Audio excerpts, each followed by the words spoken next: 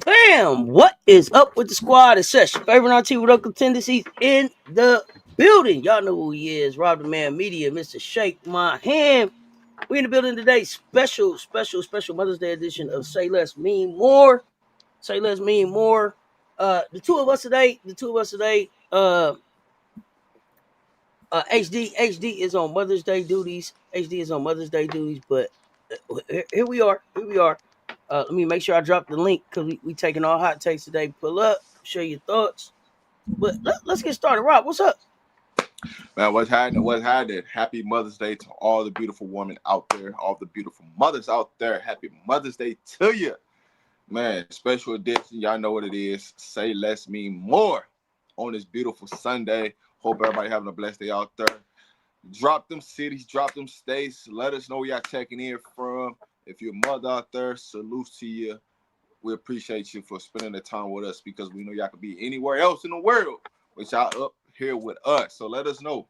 Let's do it. Y'all checking Let's in do it. from. We appreciate it. Yep. Happy Mother's Day to all the mothers. Let us get that favor. Five of y'all share this thing out right now. Share it in the comments. Share it in the comments. Let us know that you got to share it out.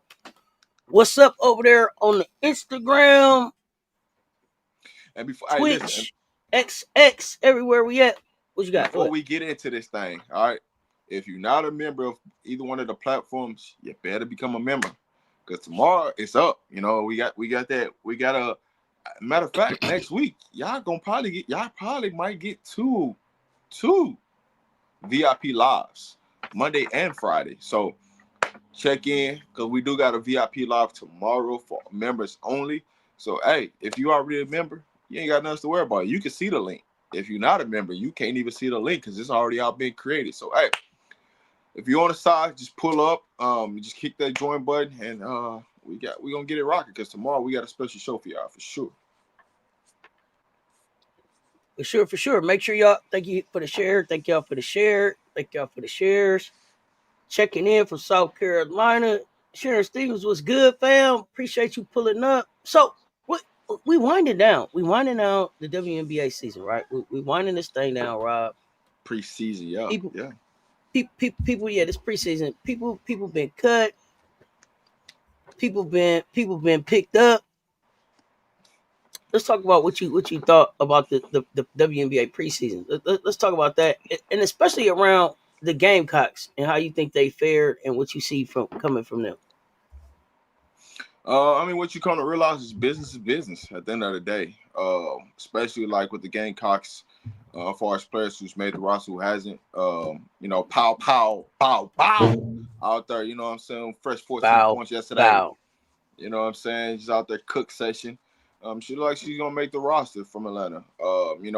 She was to me coming into preseason, she had the third best odds. But when you start to look at the actual roster and see them play, her odds got sweetened real fast. So she looked like she's a lock to make the roster. Bree Hall, who I had number one on the list, was the first person to get cut. But it looked like Indiana. When you look at Indiana, you break down Indiana, you look at the goddamn team. They ain't trying to have anybody that can play defense on the team. They just want pure offense. You can play a little bit of defense, but they just want pure offense. So, so I understand why they cut Bree Hall. Feagin, we still waiting to see what the situation look like in LA right now. It looks like she got a good chance. So it's been a good preseason so far for a lot of teams. When you talk about Vegas, I mean pretty much everybody that, for the most part, outside of one surprise person that got cut, which I didn't think Queen was gonna get cut out of who we had, but hey, it is what it is. But I feel like preseason so far has been good. No surprise people that got cut so far outside of one person to me. Okay. So let's talk about let's look at the teams. I want you. I'm gonna ask you to buy, sell, or hold. Buy, sell, or hold on these teams when you come back up. Let me see what y'all talking about in the chat. Look like I just lost Rob for a minute. So, yeah, happy Mother's Day for sure. Mondo in the building. You trying to get Te-Hina to the Valks? Why? Y'all had a chance to get Te-Hina at the Valks. Y'all didn't pick her. See, a whole lot of people had a chance to pick Te-Hina. A lot of people had a chance to pick Te-Hina and didn't. I mean, just straight up didn't. Te-Hina dropped to the second round. The player that you seen playing yesterday against the Atlanta Dream, did that look like a second rounder? AB, until us, fam. You know what it is. 42 in the chat. Run them likes up. Come on in here. Happy Mother's Day.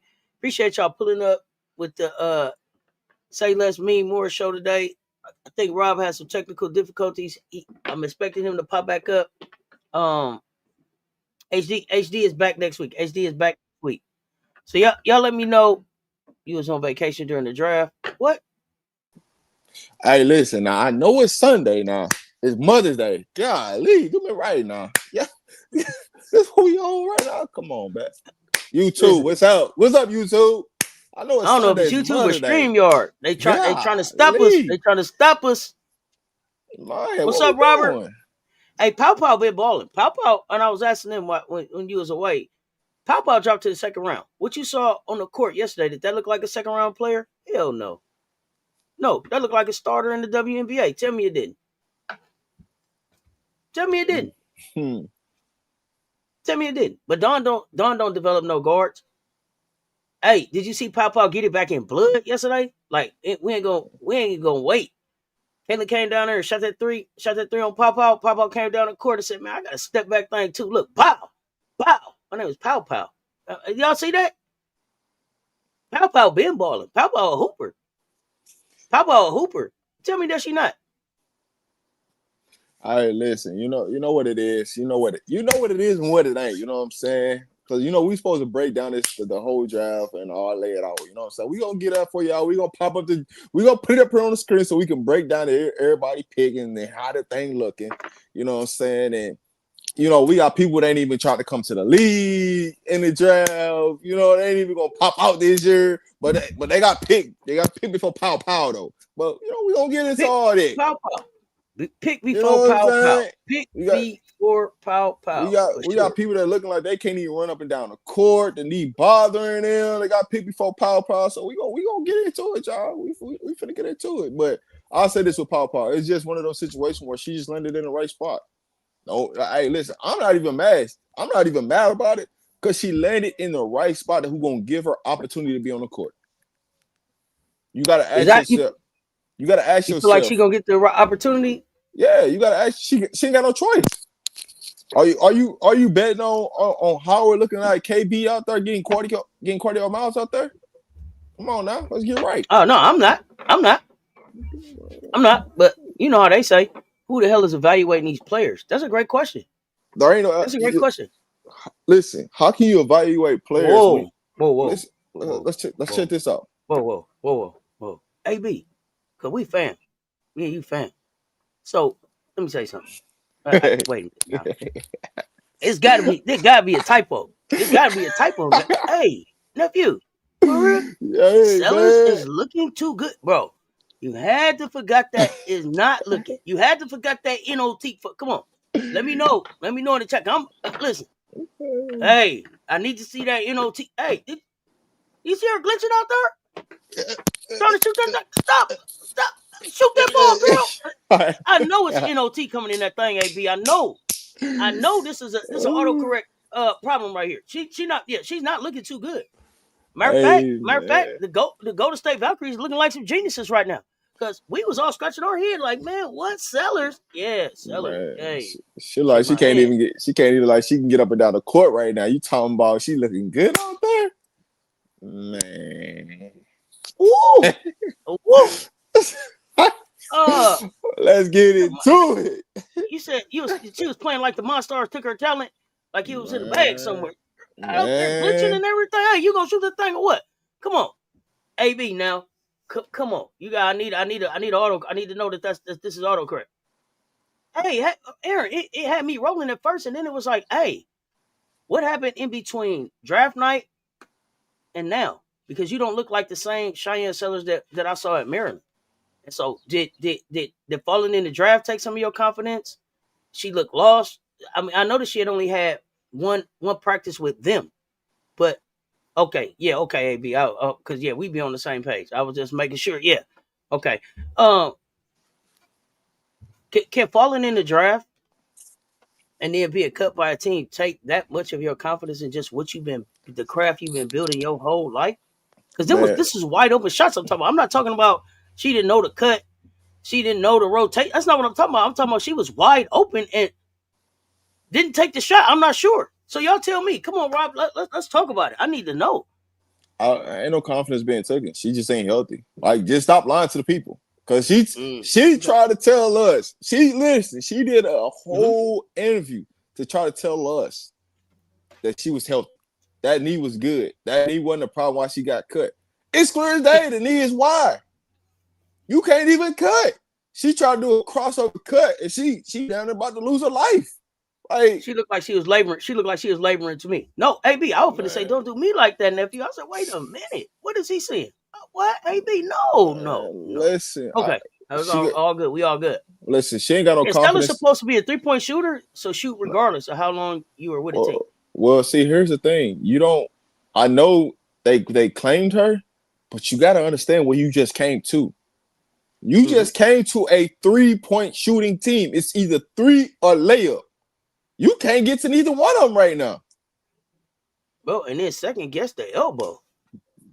But I was so irritated with that. I don't know if y'all seen me on the live. I couldn't believe what I was seeing out of Cheyenne Sellers. I was disappointed. I hate that for that kid because you don't get a second chance to make a first impression.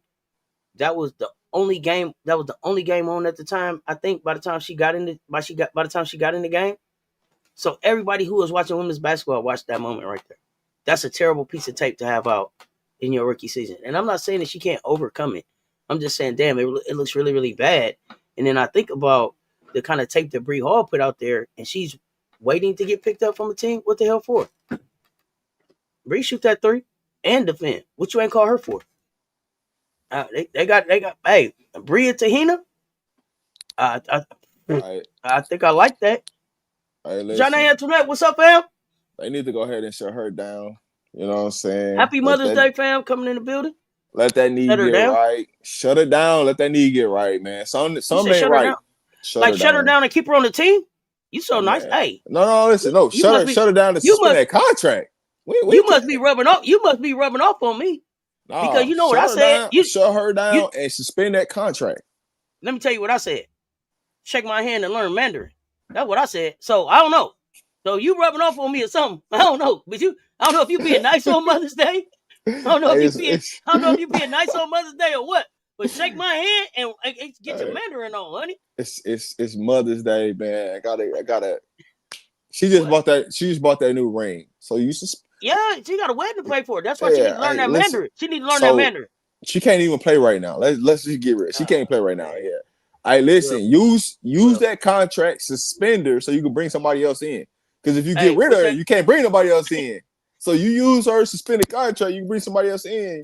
You know what I'm saying? So she gets that knee right. You know. Don't say Affleck. Hey, she better have Affleck playing. That's all I can say. If she hurt, she need to check the drop. She need to check the cup. Man, listen. I said it on the live yesterday when she went to run. I said, look like she laboring on the knee. Is she healthy? And then when I looked at it, it looked like one knee brace was actually thicker than the other. You know what that? She looked like she was laboring. You know what that is? Her MCL is fucked up, and she ain't trying to tell nobody. I know what that look like. That's an MCL injury, but I ain't trying to. You know what I'm saying? I ain't no doctor or nothing, but I done seen a little MCL turn. It look like that. That what that look like. Because listen, when your MCL tears, that's the hardest thing for when you trying to do any crossover or laterally movement. That's what that is. Not your ACL. It ain't no ACL injury. She got an MCL injury. She got to shut that thing down and get that thing right, man. Because you trying to cut and move, man, you about one crossover away from having to guard somebody till your whole career might be gone.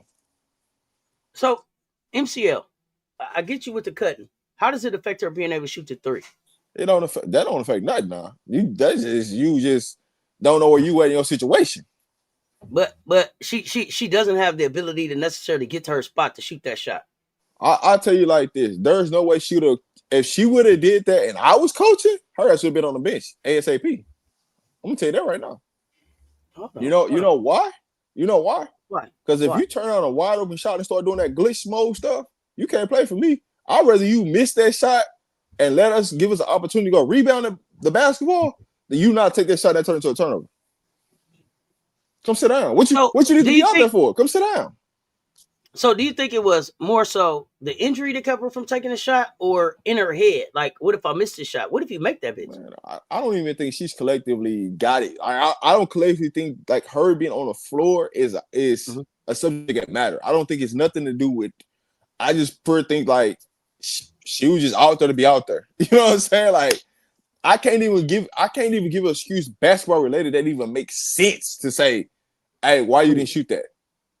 Because at the end of the day, when you come to Atlanta and the coach that you got, that's a college coach that's coaching in the W right now, and you know his offense is either 3 or layup and ain't no in between. What did that show you was I got an in between shot and I know I'm not supposed to take this shot. Instead of letting the coach yell at me for taking this shot, I'm just gonna glitch and not take the shot and look to pass that mug, and I'd rather turn it over. Oh man, just shoot it. Give us an opportunity to go rebound it. It was more of her getting yelled at by the coach for taking that shot more than it would have been for her actually taking that shot. Because statistics wise, we don't take mid-range shots. You know, so I get it. So, when do you expect her to get cut, or do you expect her to make it? I had her getting cut. Listen, but she wasn't the person that they cut after the. After the game, so maybe they gonna give her some time. If you think she could bring value to the season or something, you should spend her contract. You send her to one of your specialists. Let's get this knee right. She might be out 6 to 8 weeks, which is fine. You out for 2 months. We can get you on the back half of the season where we might need you. You might get peeled a point in the backside of the season after the All-Star break. So I might have to take that risk. You know what I'm saying? What can hurt me? But what you got right now, it can't help me. So let's go ahead and suspend the contract. At least you get paid and you can get your body right. And then we'll see after that. And if it don't look good after that, man, you done for. Because you already got 1 year to show this. And you cut. So you might as well let them go ahead and suspend the contract, get your knee right, and come back. She has no confidence. I agree. So, okay, you set her down. You let her get her knee right. You bring her back. Yeah. You got Paopao there, and then you got Canada out. Mm-hmm. Does Paopao stay on the team? Paopao. What else you gonna do? I mean, after Canada gets healthy.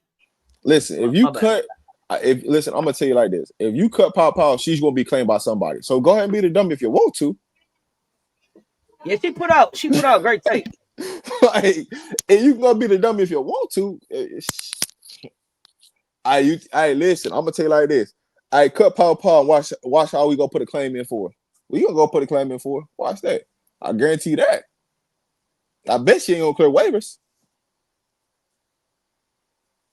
Nah, I don't expect her to clear waivers either. If you expect the Paopao to clear waivers, you crazy as hell. Listen. I knew Paopao wasn't going nowhere when she had to work sitting out the game, jumping up and down for it. I'm talking about she scored a layup. They jumping up and down that front row. I said, oh yeah, she made the squad. It's too much work. It's too much work there. That's all automatic sign you made it.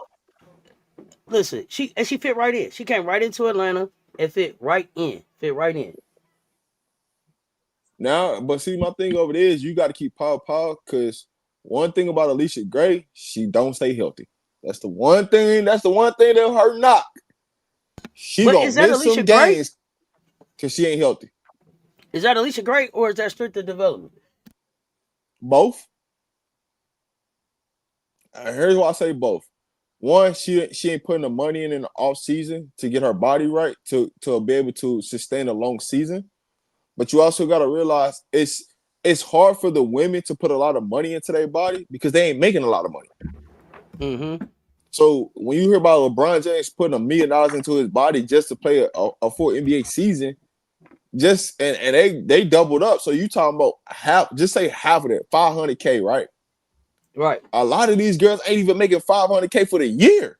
To let alone talking about put that in my body to get me right. It's hard. I mean, yeah. But majority of the league ain't make $500,000. Like when you look at, because the contract is barely touching $100 for most of them.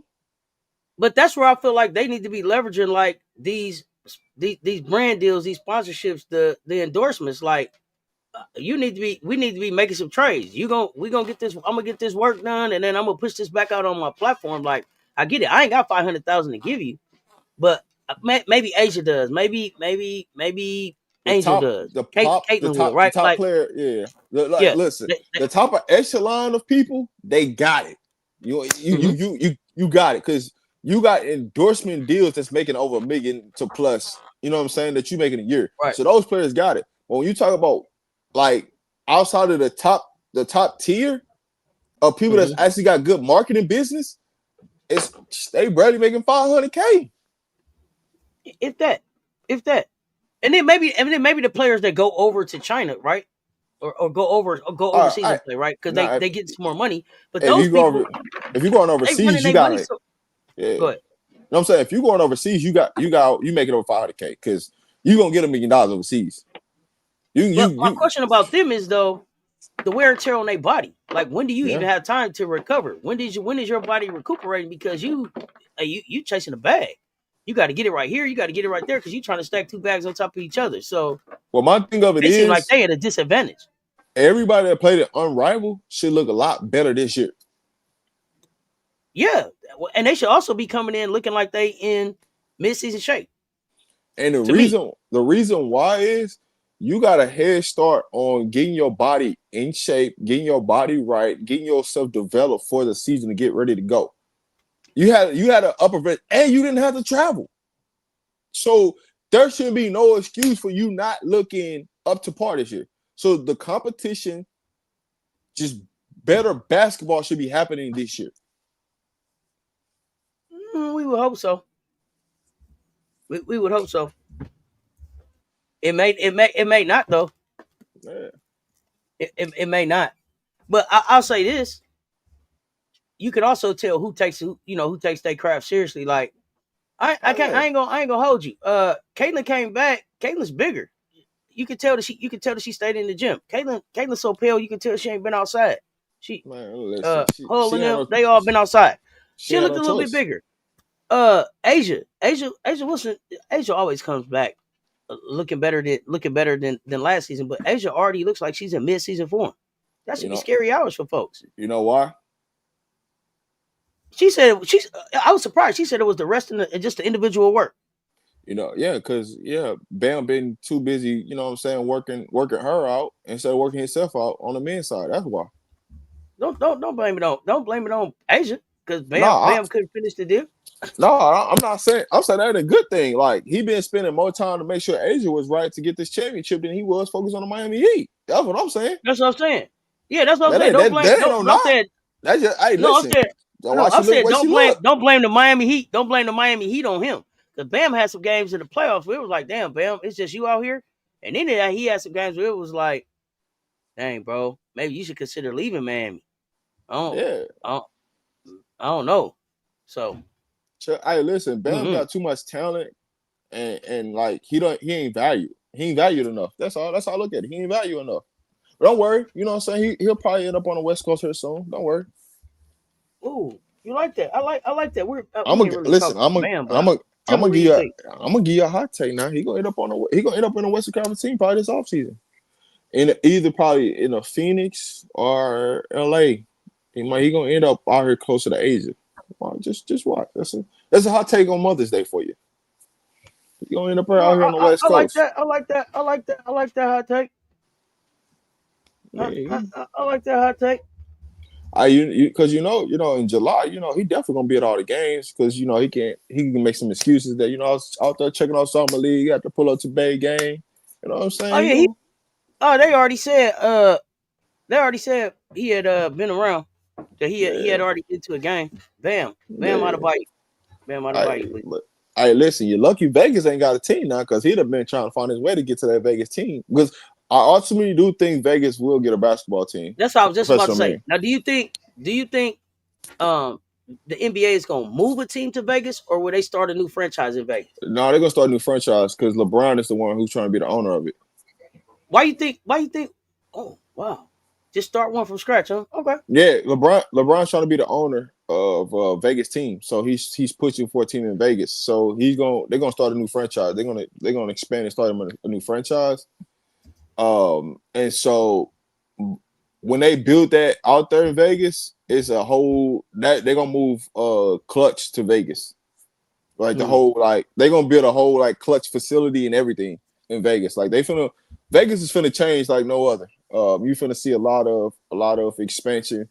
But And it's gonna become a true sports town now. Yeah. The strip done died off. You don't have to go to Vegas to gamble no more. So now, what are you coming to Vegas for? What do you need Sin City for now? Now I need it to be the sports town. Listen, what they doing with the baseball team and what they finna build that baseball team, the layout, it's going on the strip. It's gonna look cold. They got a little whole up plan, and then you starting to see college basketball trickle more to Vegas outside of UNLV. You start to really see people. So the only thing that they missing is a basketball team. They got a hockey team, they got a football team, they got a baseball team, they got a women's basketball team. All the things they missing is the men's. Okay. I see some. Man, I'm not going nowhere. Leave my center where he at. I bet. Listen, you better get Bam some help. You better get Bam some help, Lisa. You better get him some help because Bam gonna be a part of that thing. Hey, listen, let me tell you this. Bam don't want to keep coming in the house. He the only one with he the only one that ain't got no ring now. They just keep putting all these rings on, all these accolades, trophy room full of stuff that she got, and he out there being a pro and he making $100-some million and ain't got no jury. He got is a gold medal to show for it. He ain't gonna be gonna be about some jury. He ain't trying to be the only one with the jury now. He got the A1s on, and I'm loving the support. But believe me, bro wants some more rings. He wants some jury of his own. Definitely happy Mother's Day to the chat and the moms in the chat. So here was a question: will Miller go to Unrivaled next year or back to China? I think we talked about this a little bit, and I think the consensus was we wanted her to go back to China. But I mean, for me personally, go to China. You know what I'm saying? Go ahead and get your little $3 million that you finna get up out of them versus going to Unrivaled. Unless Unrivaled talking about cutting a check. I don't think, to me personally, Unrivaled does not fit her game. So why waste a slot on that when it's not going to be an open court game for her, right?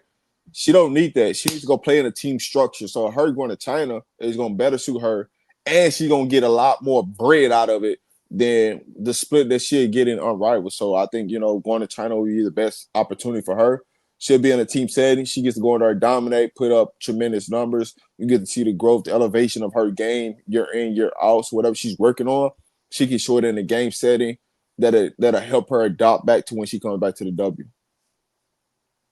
All right. So, is there something that Camilla can add to her game by going and playing in Unrivaled? Where would it expand her game if she was able to be successful? I mean, the pick and pop, right? Being able to come off a setting the screen, rolling into a shot. She can improve on that. How much of that could she do in a 3-on-3? It's like really 3-on-3 for her be just cardio. She ain't gonna she gonna get rebound, but it's gonna be real cardio than her getting to actually show her game, true one-on-one styles, right? So, would she look like an Aaliyah Boston? Because I didn't like how Aaliyah looked at 3x3. I just felt like Unrivaled wasn't. That's what it would be. I don't think it set her game. It didn't suit her game to me. I didn't feel like she could. I don't feel like she dominated how she can. But I just chalked that up because she was 3-on-3. Yeah, I mean that's what it is. But I mean, when you talk about Aaliyah Boston, she about to turn into a 4 in the W because she ain't gonna. As you look at things and the way things are transitioning, Aaliyah Boston is going to have to be a 4. She's going to have to literally change her game into Howard, like like Howard that's already playing next to her, which Howard should be a 3. She's going to have to be a 4. Like Aaliyah Boston is going to have to be shaped into a 4 now to extend her career. Because her staying at the 5 is going to get real shaky. It's going to get real shaky because of the size that's coming into the league from the next few years on. The size that's coming on, it's not going to help her. Gotcha. All right. Let's see. You right about the ring. Bam is not going to keep going for that. Yeah, he ain't. Yeah, he need a ring too. Mario Stewart, what's happening? The Lakers don't have enough cap to get him. He don't have to go. You know what? The Lakers don't have to be the only place. on the West Coast for him to go? I don't know. Would you see Bam as a Clipper I in the don't new want him. arena? I don't want him to, but I mean that'd be a good idea fit. But see, that'd be a good fit because they could put him right next to Zubox. You know what I'm saying? They got a 5, he can play the 4 because that's what he's playing right now is the 4, which is where he can elevate it. Mm-hmm. So, I don't know. You can move him around. We'd love to have him in Golden State. That's West Coast. That ain't too far from Vegas either. Everything just a flight away anyway, from what I hear. But what I know.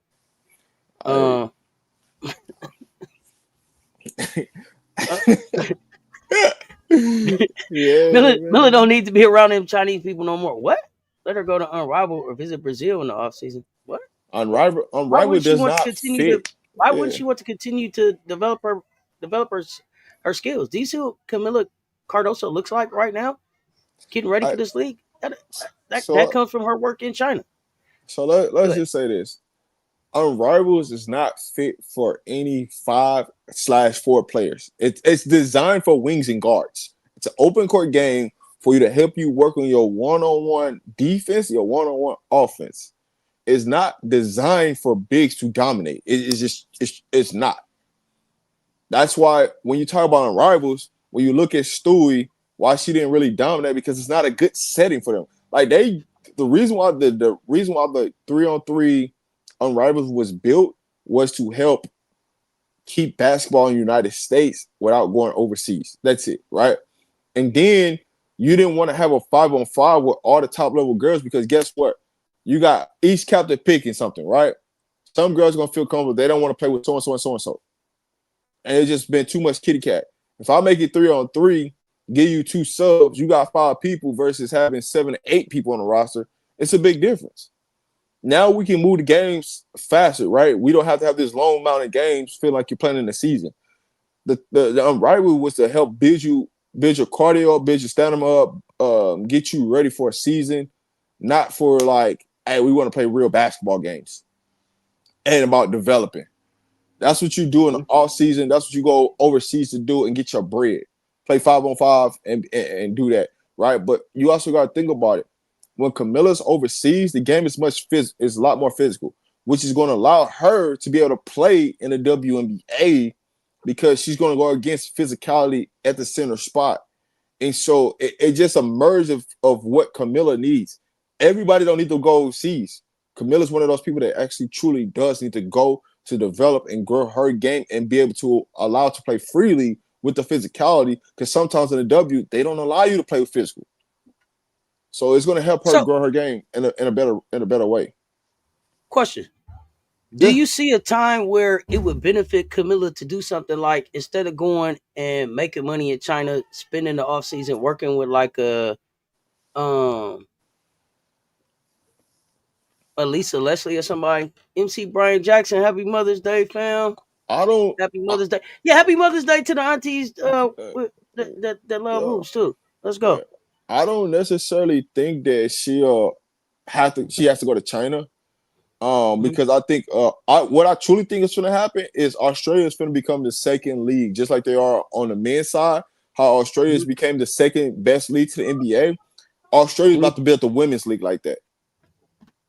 Really? So, okay, because I thought Canada was going to I thought Canada could that with the talent that's there, but with the Georgia Amores, the Lulu Twiddles, who else is out of Australia? It's a lot of young ladies out of Australia right now too. So I definitely could see Australia. Because what they're doing is they're going to take the money that they make on the men's side and make all of them invest into a women's team.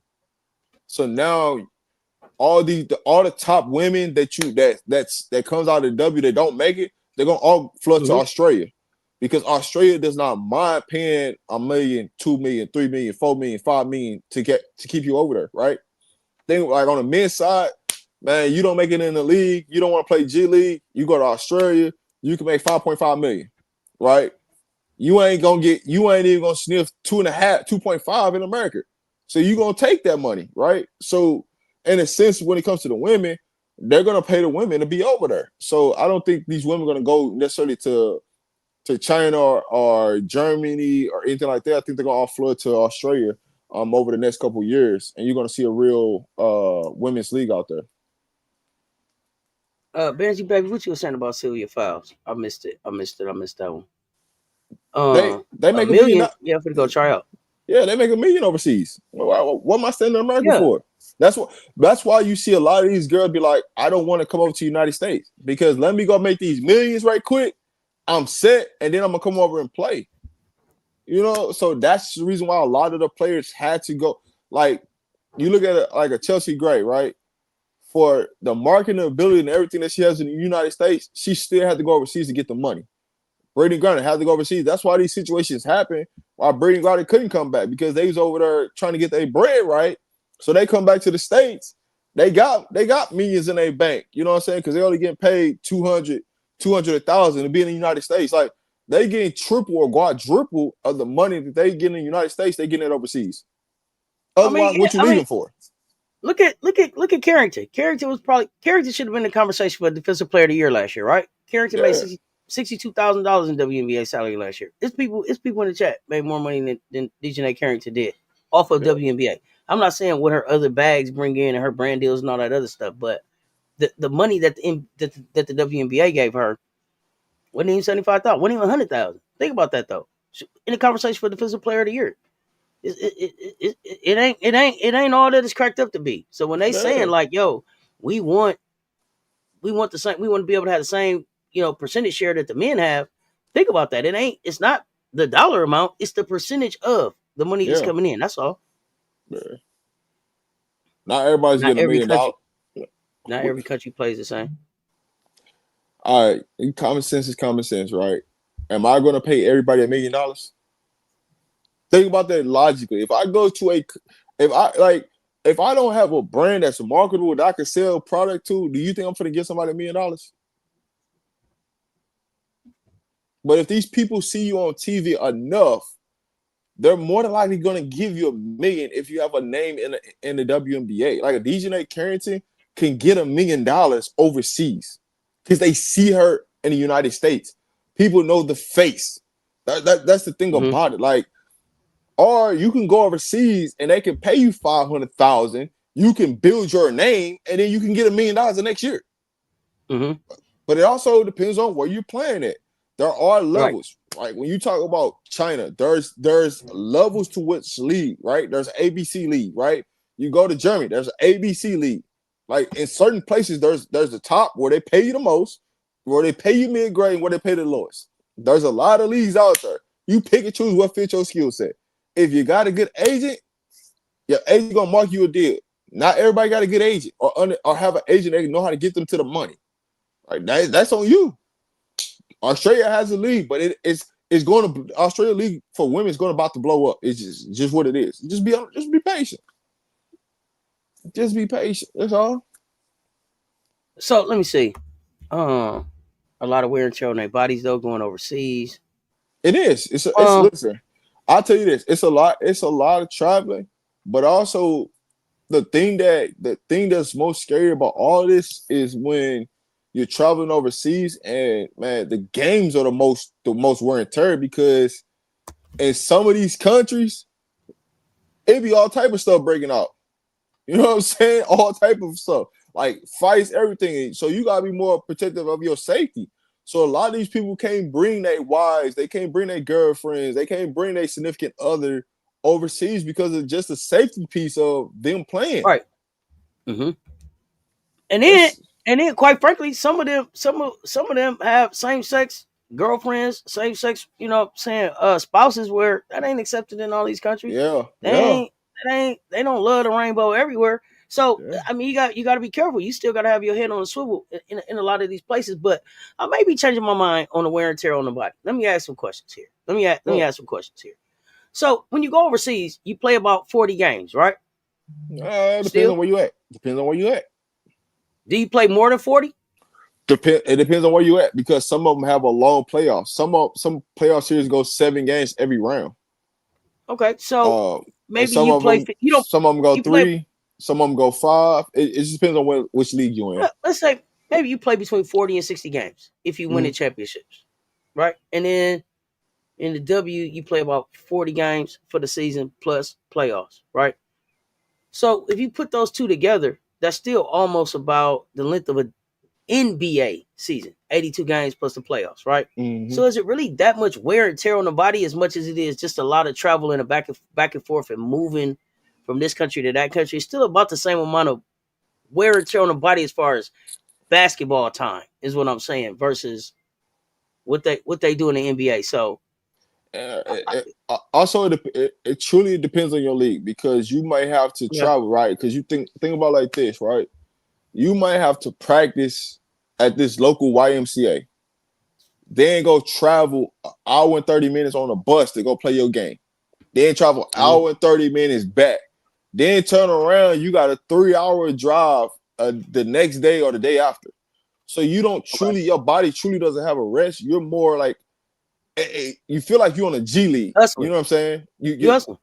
Yeah. So it's like for the amount of what you have to do just to play basketball be the problem, right? And then you're gonna go to a team where your coach can't even speak to you for real. They gotta speak to the translator to talk to you, to tell you that you got to go on your own and go get your own reps in because we ain't got no gym to practice in. Then when we do find it, so you got to go work out your own. Then we got to go find a gym to work out in. And we finally find that gym to work out in. Now we got to go send you to come get you and send you all the way back across town to go practice for an hour and waste time.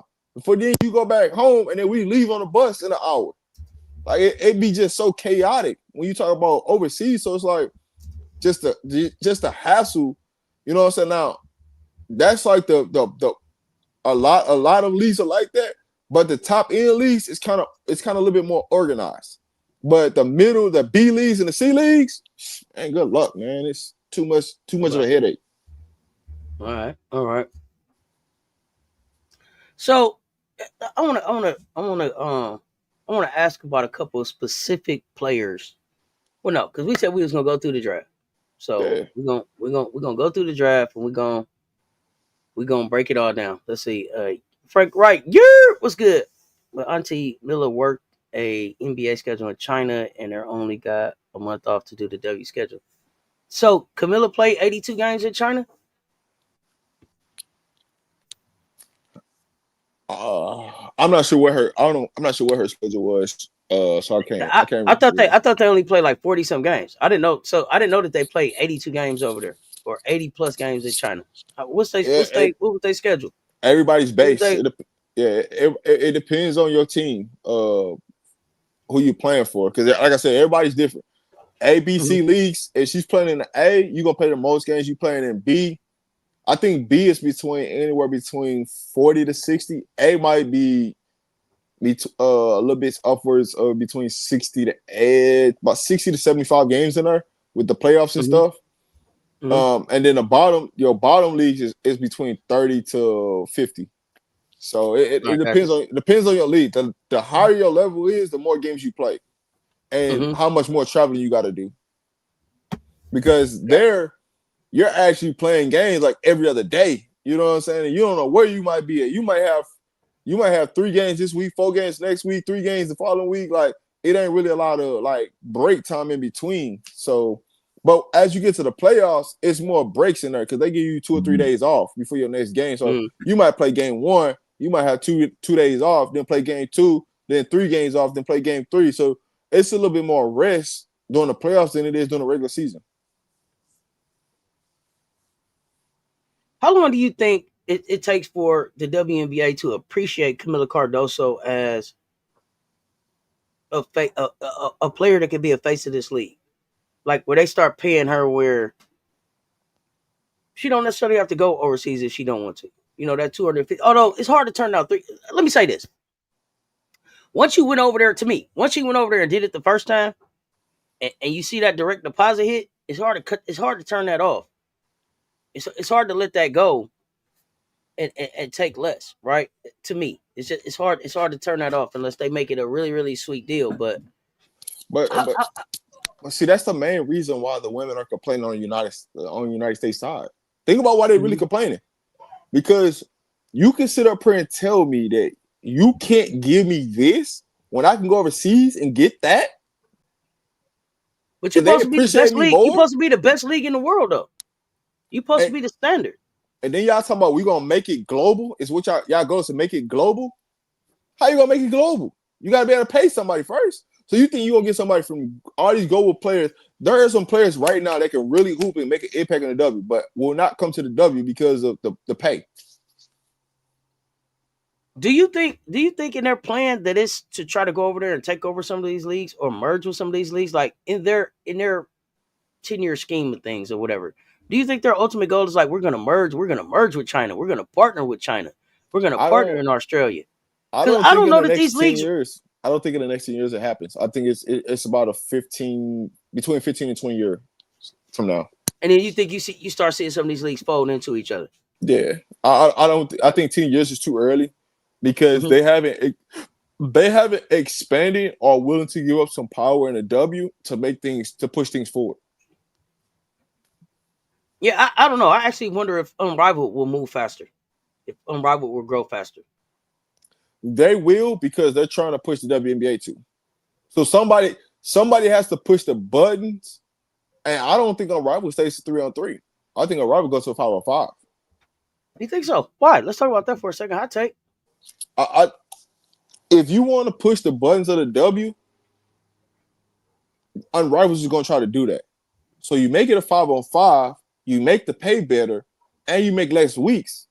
So now you got to force the hand of the W. Hey, we showing you that if you market this thing right, how much money you can make. And we paying the players. So now, do they really want to play for WNBA or do they want to play for Unrivaled? We can push the WNBA out the way and start our own thing over here. We got the sponsorship to back it up. We got the TV revenue to back it up. And we paying the players. So who want to play for y'all? That's what we're going to find out. You say, hell no, that's not happening. These players don't want to go overseas. They've already said it.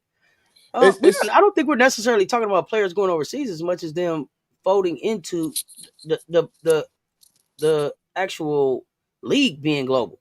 So I don't necessarily have to go to China to play as much as I'm going to play against a WNBA China team. I'm going to play against a WNBA Australian team or teams that are over there. So when I go over to China, there may be 3 or 4 teams that I play against, or maybe I go to Australia this year, or maybe I go to Europe. I don't know how they'll do that, but I know that their goal is to be global. So it's not about them having to go overseas and play. It's more about I'm traveling internationally to play basketball games. Here's the reason why they don't want to go overseas. It's because you can't take your family with you. Your loved ones can't go with you. That's the real reason why they don't want to go, because of how much money, how much time, how much effort you're spending away from your family. That's the thing that gets you. It's not like I want to just go overseas. It's like after what the ideal is, I'm gonna play 3 seasons overseas. In them 3 seasons, I need to save up as much money from them 3 seasons. So if anything happens, I'm secured. I got a bag. I'm secured. Mm-hmm. If I get kicked out the W, guess what? I got the bag. If I say this, if I name a player like this, if Kennedy really wants to play in the league this year, I think she's in the league. But when she secured a bag, How? I think because you can always do some PR shit to cover up whatever happened. You can always, she's good. She has good enough talent to be in the league. It's not. Oh, for sure. I totally agree with that. Yeah, absolutely. Kennedy's not in the league for a talent reason. I agree. But think logically like this: if you were Kennedy, right, you can go hire Clutch Sports or Rock Nation. They can get your ass back in the league. If you are the right agent, they can get you back in the league now. But for her purposes, she didn't need to be back in the league because, hey, I can go make more money overseas. Let me go get this more money. Let me go get this bag. Man, listen, she learned Mandarin. Now she working on her Spanish. Hola, mommy. Yeah, let me go get this. Let me go get this bag. Hey. You know what I'm saying? So when you look at from that standpoint and going to go get the bag, make it make sense. But you know what? I mean, I think about a player like a Sakima Walker, who I've always, from the time I started following her, it's always been that Sakima wanted to play internationally. There are some players who just, I want the opportunity to go live someplace else, live abroad, see different places, still play hoop, use basketball to get me out of the U.S. And so, we will see players that still just, I'm going international. I forget.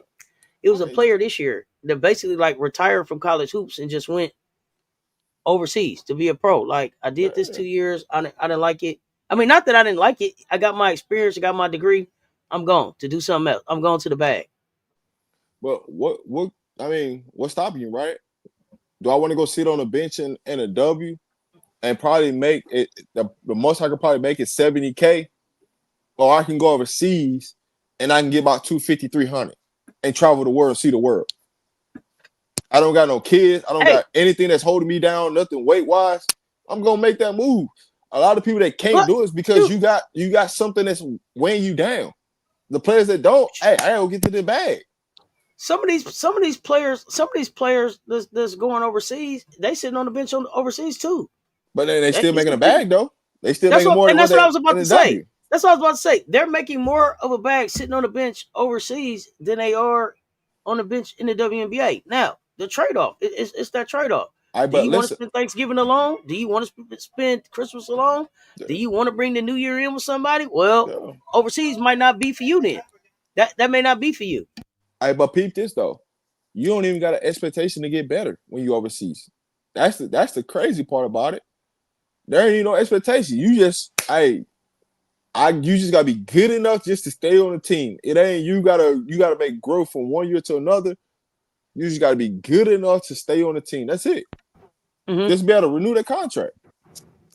So I agree. Why wouldn't you go play overseas when listen, if I go to Australia, if I go to Germany, if I go anywhere in Asia and and over there in that world, they're not paying me to be better every year. They just pay me to be on the roster because they need bodies. It's easy work. And on top of that, if I talk to my agent, right, I could put clause in my contract where, from this time to this time, I got to go back to the United States. From this time to this time, if I get a WNBA contract, I can get about this thing. They got so many clauses out. How to get out of contract overseas. Like, a lot of these people don't even, they front load their contract. So by the time they get to the middle of their contract, after that year, they out of there going to a different league anyway. I just need enough film to say I did this to go to another team. Listen, all you gotta go do overseas is average 8 points a game. You average 8 points a game, you gonna always have a contract. What? Yeah. So, 8 points. I might get on the bench right now. 8 points. No, all you gotta do is be able to average 8 points. You can stay on the roster. Okay, so let's look at a player like a Kemba Walker with that size. Easy to walk on the team internationally. Hard to get turned down. Hard to turn the size down, right? It's hard. It's because well, see, here's the thing.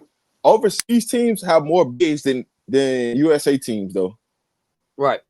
But the reason why USA players get picked up more than international players is the athleticism. Because you can't, they're more athletic. They got more athletic genes than they do overseas. Overseas has more skill. So they keep you on the floor because sometimes the skill might not be good enough as the athleticism. So, hey.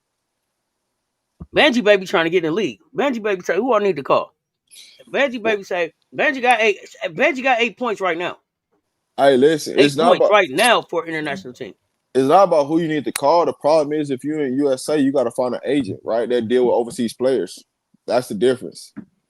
And you gotta have some type. But see, here's the thing. All you gotta do is have some type of film. Like, it don't even matter.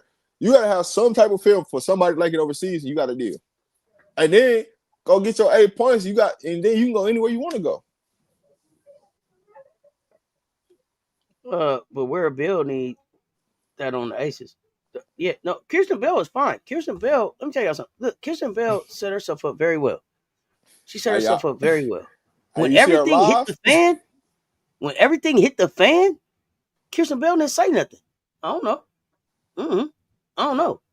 So wherever the bodies is buried, hey, Kirsten's not telling.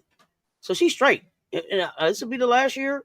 And then we'll see what happens with Kirsten. She may be working on her. She I don't know if she's working on Spanish. I don't know. I'm not sure. Mandarin. I'm not sure what she's working on, but yeah. After this rookie contract is up, Kirsten out of there. Don't worry, Sharon. Bree Wayne, What's up, Rewind? The bot in the building. Please, I'm so glad that you're here because you know how I take my medicine. Please remind me, it was a college player this year who just quit college hoops and went pro international. Do you remember who that was? I think you're the one who told me about it. Who was that? Let me know if you remember who that was. But what does a player have to do? Rookie contract was up last year. Oh gosh. Oh no. Well, did they exercise the option on her? She can't tell all. She ain't gonna be able to write no book now. You average 2.5 rebounds in high school. Who do I call? Benji, baby. Get off the chat. You need 8 points. You need 8 points of film.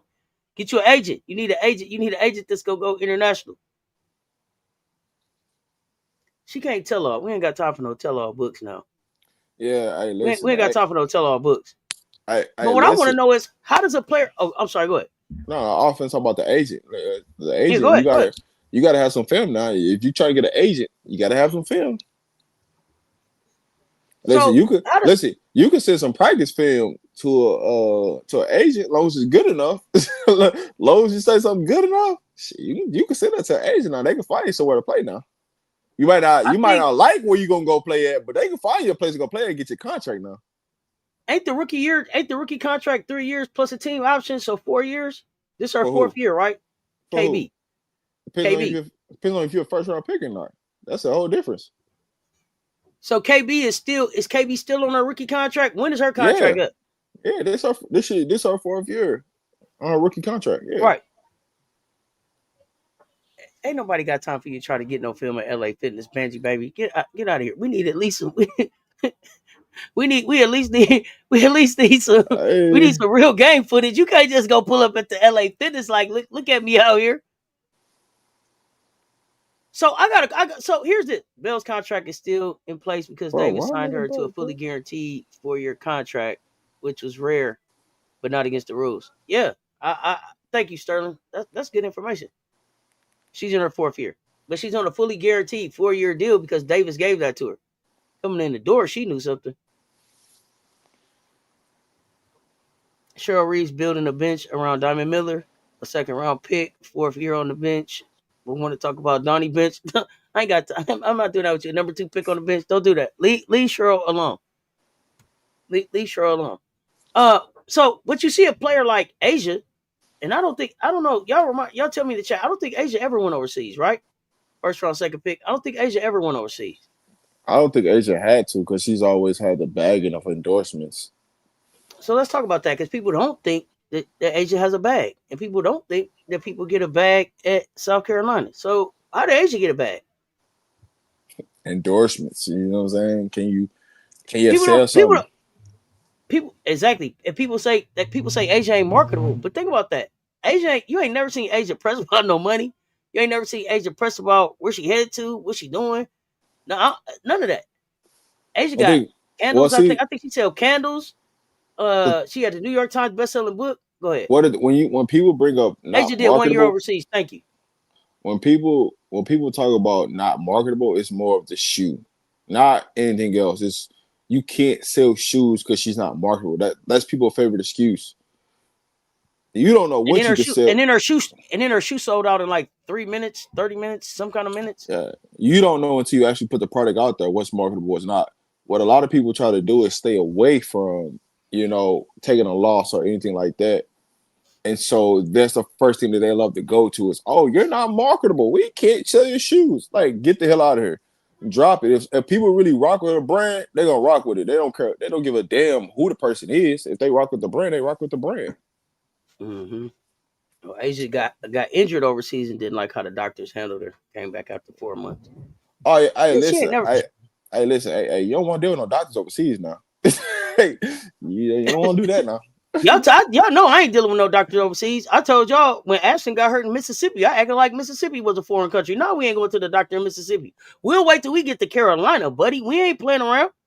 Yeah, no, we don't take. Yeah, Sterling, that's a great point, and that's a great point too, Rob. Like overseas, yeah, no, come on home.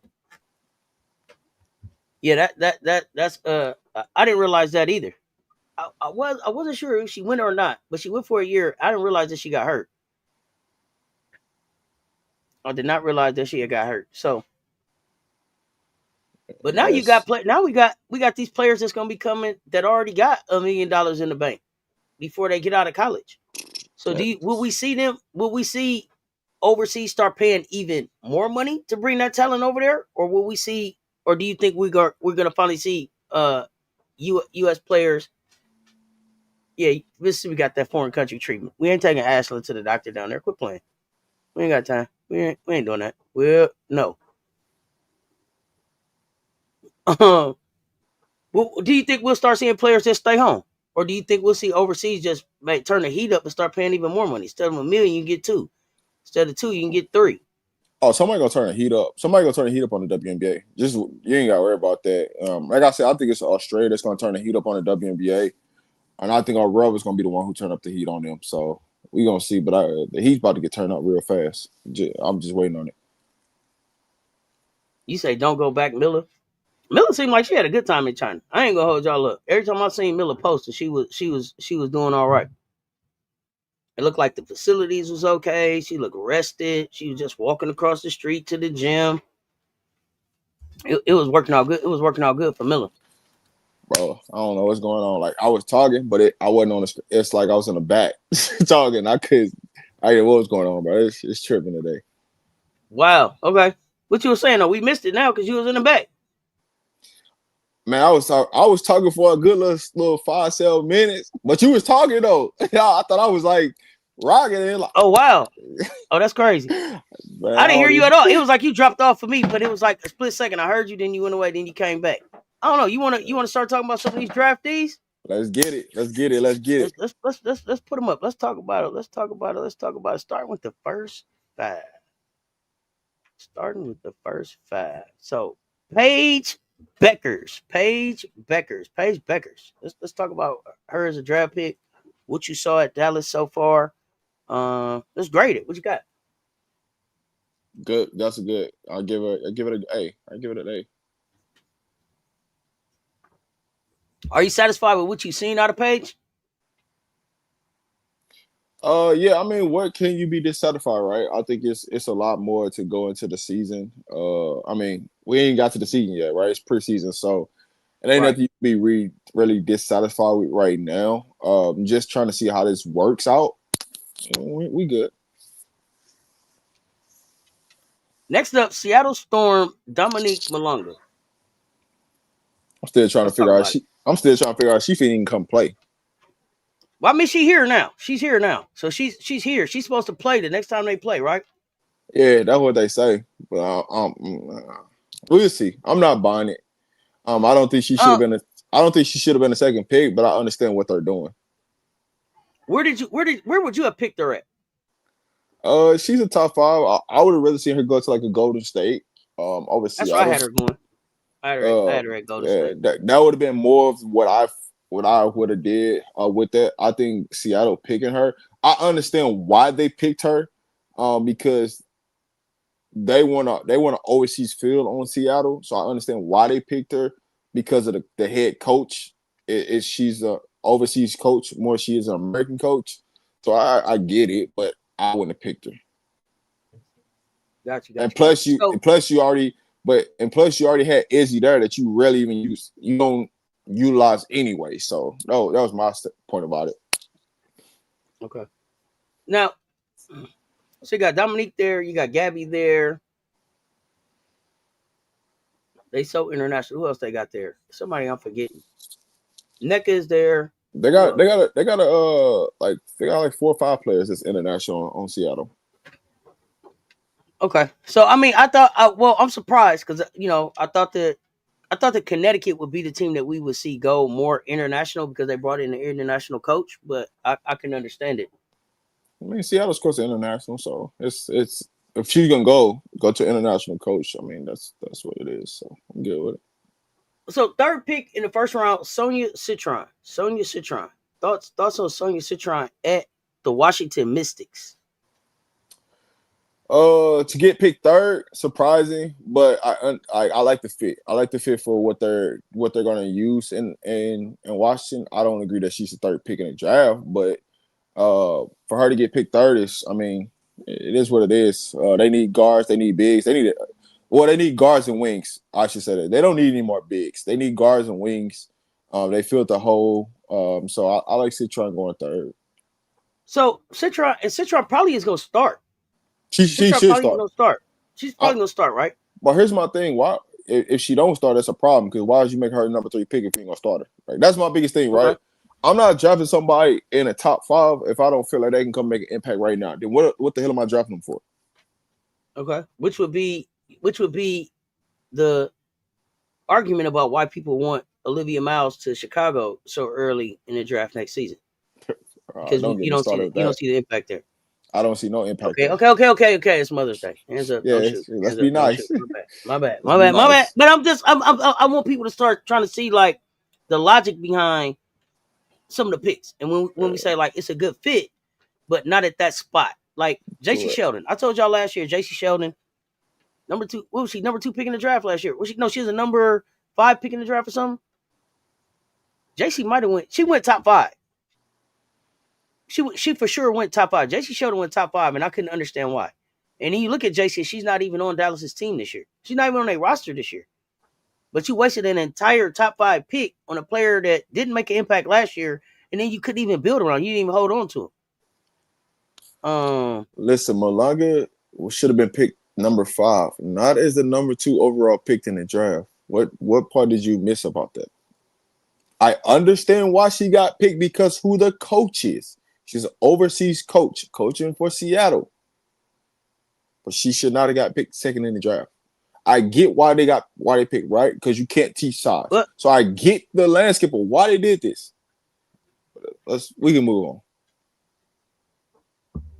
Okay. Are you entertaining people hitting the link to come up and argue their point? Yeah, I mean, they can hit the link. It don't matter to me. You can hit the link. You can hit the link. It's the link is available. The link is available if you want to come up and tell us why. Malanga should have went 1. Listen, this is what we're here for. Come educate me. Tell me something I don't know. Yeah, JC in Connecticut. JC shouldn't have got picked as high as she got picked last year. Number 4, still at the Mystics, Kiki Iriafen. It was a solid pick for them. Yes, Coach Quinn is an overseas coach. Yeah, I don't know what y'all thinking about, but but Kiki it was a solid pick for them. Now she's gonna come off the bench, so I'm kind of was trying to figure out where Washington was gonna go, knowing that you already have Shakira Austin at that 4th spot, and you just drafted Edwards.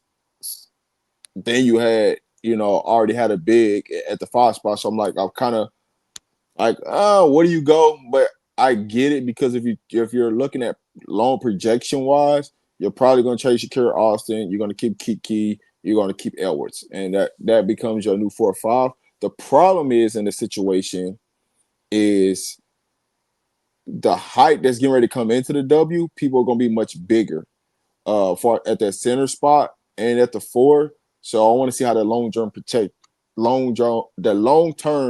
projection of her plays out. So, do you think that they got a plan to have Edwards and Iriafen and like a Austin on the floor together? That's a tough, or a big Mama Dosen on the floor with them. Like, it's a tough lineup. To me, you got to trade somebody. Yeah, to me, the only way you can make that work is Kiki has to develop into a 3. Like that. Like she would have to develop into a 3 for you to play that lineup. You couldn't put all 3 on the floor because all 3 of them want to guard a post player. They don't want to guard a wing. So you would need either Kiki or Edwards to take the capability to say, hey, I'm gonna guard a wing player for that all to work. Now would Washington try it? Yeah, they're gonna try it. If they ain't got no choice, if that's what's the healthiest players on their roster. The problem with Washington is everybody gets hurt in Washington. I don't know what it is. When a player go to Washington, you just get hurt for no reason. Like everything just start hurting. It don't matter what it is on the body, some start hurting. And they out. Oh yeah. So we definitely want Austin traded. We trying to get Austin to Las Vegas. Yeah. We're trying to get Austin to Las Vegas, but do you think Kiki could be successful at a 3? I ain't thought about Kiki as a 3. Nah, it wouldn't make sense. At the three, she got to be able to shoot I would want her to be able to shoot the 3 ball and have a midi. Yeah, that wouldn't work. She had to be a 4. I mean, I'm not gonna say that she couldn't develop into it, but it would definitely take some damn work. It would definitely take some work. At the 5 pick at the Golden State Valkyries, I never want to mess up her name, JJ, because I don't mess up her name. She's not even gonna be over here. Like, she's not even coming over here this year. So that is like, you just did a draft and stash for what? Yeah, I don't know that benefits Golden State in the first year, especially what you wanting to, especially because they came in and said that they wanted to win championship in the first 5 years. So I mean, draft and stash, maybe she's still playing. It's a draft and stash. I mean, they're probably gonna pick high next year anyway. Well, here's what I took the logic of why they did this, right? We draft and stash a player, we're gonna trade her rights and move her on somewhere else, right? She's not a franchise player. So why?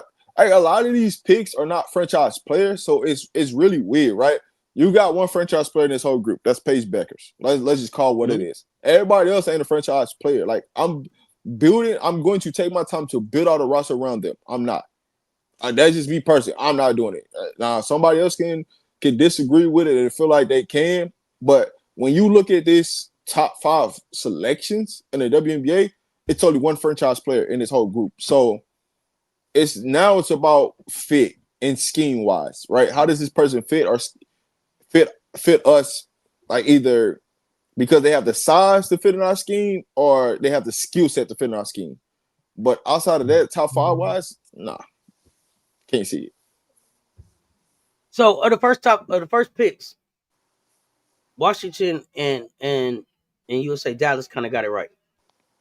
Malunga, you understand, but they could have did something different. It sounds like. Yeah, they could have definitely. But see, Washington, I mean, I think Seattle, they already picked her because they couldn't get their hands on Paige. Their ultimate goal was to like hope that Paige slipped to number 2, which would have made a better fit for them. But because they couldn't, they just said, we're gonna take who we think the best on the board is. And then they had her number 1 on the board, so that's what they took her. Yeah, but the best. Go ahead. I think Citron would have been a better fit for them. Currently, how their team is currently constructed right now, Citron would have been a better fit for them. Yeah, and I think in situations where the best player on the board isn't necessarily the best fit, it means that you try to draft them and move them to get some pieces that do fit. Like, you just drafted a piece that we don't even know if it fit because they ain't even coming over here. Yep. Yeah, so I mean, I don't know how that helps Golden State, and that didn't have me build confidence in them as a new franchise, like that they were headed where they said they were headed. But we'll see. Maybe they're gonna stash some pieces, and when they get all the other pieces, they're gonna bring them out. Like, look at us, and it's a masterpiece puzzle that we didn't see coming. But I'm confused right now on them for sure. I was kind of curious to see what they was gonna do anyway, because with them having a top 5 pick and you really say you try to make a splash when you try to move up in the draft. But once again, like I said, there's no franchise player, so it makes sense why you didn't move up, because because this piece was gonna fall to you regardless. So ain't no point to trade up to get that. And then the person that picked number 2, which is a la Seattle, who they picked, you didn't see her as a franchise player. So you stay where you at, you stay pat. You get a piece that you knew wasn't gonna come to the United States anyway. So why not just, you stay pat, you get this player. We gonna try to take out the next 2 seasons to get 2 franchise players, and then by that 3rd year, we're gonna see where we really stand at, and that's gonna give us 2-year window to try to win the championship. So I get their plan and what they're trying to do. It's just why waste time with what I'm saying, with the pick. Just trade it. I'd rather you just trade the pick and just get 2 first-round picks for next year. Mm-hmm. Then do what you just did. And we trying to win. That might have made more sense. It makes hell of a sense. But, I mean, they can still make trades to get some first-round picks. Like, that's not out the door. But here's my thing: who you gonna buy them? Who you gonna sell them rights to for her? Because they don't see her. She ain't in the United States, so you can't sell a product. That's how I look at it. Like, my thing of it is, I would rather you trade that first round pick for a 2026 pick or a 2027 pick. Well, yeah, and realistically, I would have tried to trade somebody that pick just to get a 27 pick. So I know I'm guaranteed to have 2 first-round picks in the 27 class because it's more franchise players coming out in that class of the 27 than it is in the 26 class. They may be able to still move somebody for a 2027 pick, but I don't think it'll be a high pick. Man, they ain't got nothing over there. They got a bunch of role players. Unless you're gonna package 3 role players for a first-round pick, I don't see it. Or somebody may need a role player later in the season. They may because of injury or trying to get over the hump or filling out their bench. So maybe, but man, you get somebody a first round pick off one of their rosters, boy. I might have to give you GM of the year for that. I ain't buying no first round pick for anything they got over there. Was Madison Scott in Washington? No, Madison Scott was in Dallas. She got away from Dallas. Where does a Madison Scott end up? I thought that she had a length and athleticism that you talked about earlier to be in this league. What the hell happened with that kid? She got picked to the wrong team. I got you, Missy. Just the wrong team. So you think Madison Scott gets picked up? She should. I mean, a team like Washington could use her though. It's like that's where area of where they struggle at is the wing spot. That's a good spot for Madison. It's just she got drafted to Dallas when Dallas is filled with wings. So it did. Go ahead. Oh, what? No, you said you actually just what? I actually just think like it's a disservice to waive you now. Like, why? To me, it didn't take you to now to know if you were going to keep Madison Scott or not. So why not waive her earlier in the preseason so that she got a chance to get picked up like a Cheyenne Sellers to try to get some tape? Why do I owe you that? No, you don't owe me anything. Oh, I did. They picked a kid from West Virginia. They kept JJ Quinterly, really? Yeah, I knew they was gonna do that. That was why? She's like the first to say kid come off. What is it that y'all like about JJ better than Madison that y'all saw in Dallas? I couldn't have seen enough. Listen, JJ was the first or second person off their bench, in the preseason, so I seen that coming.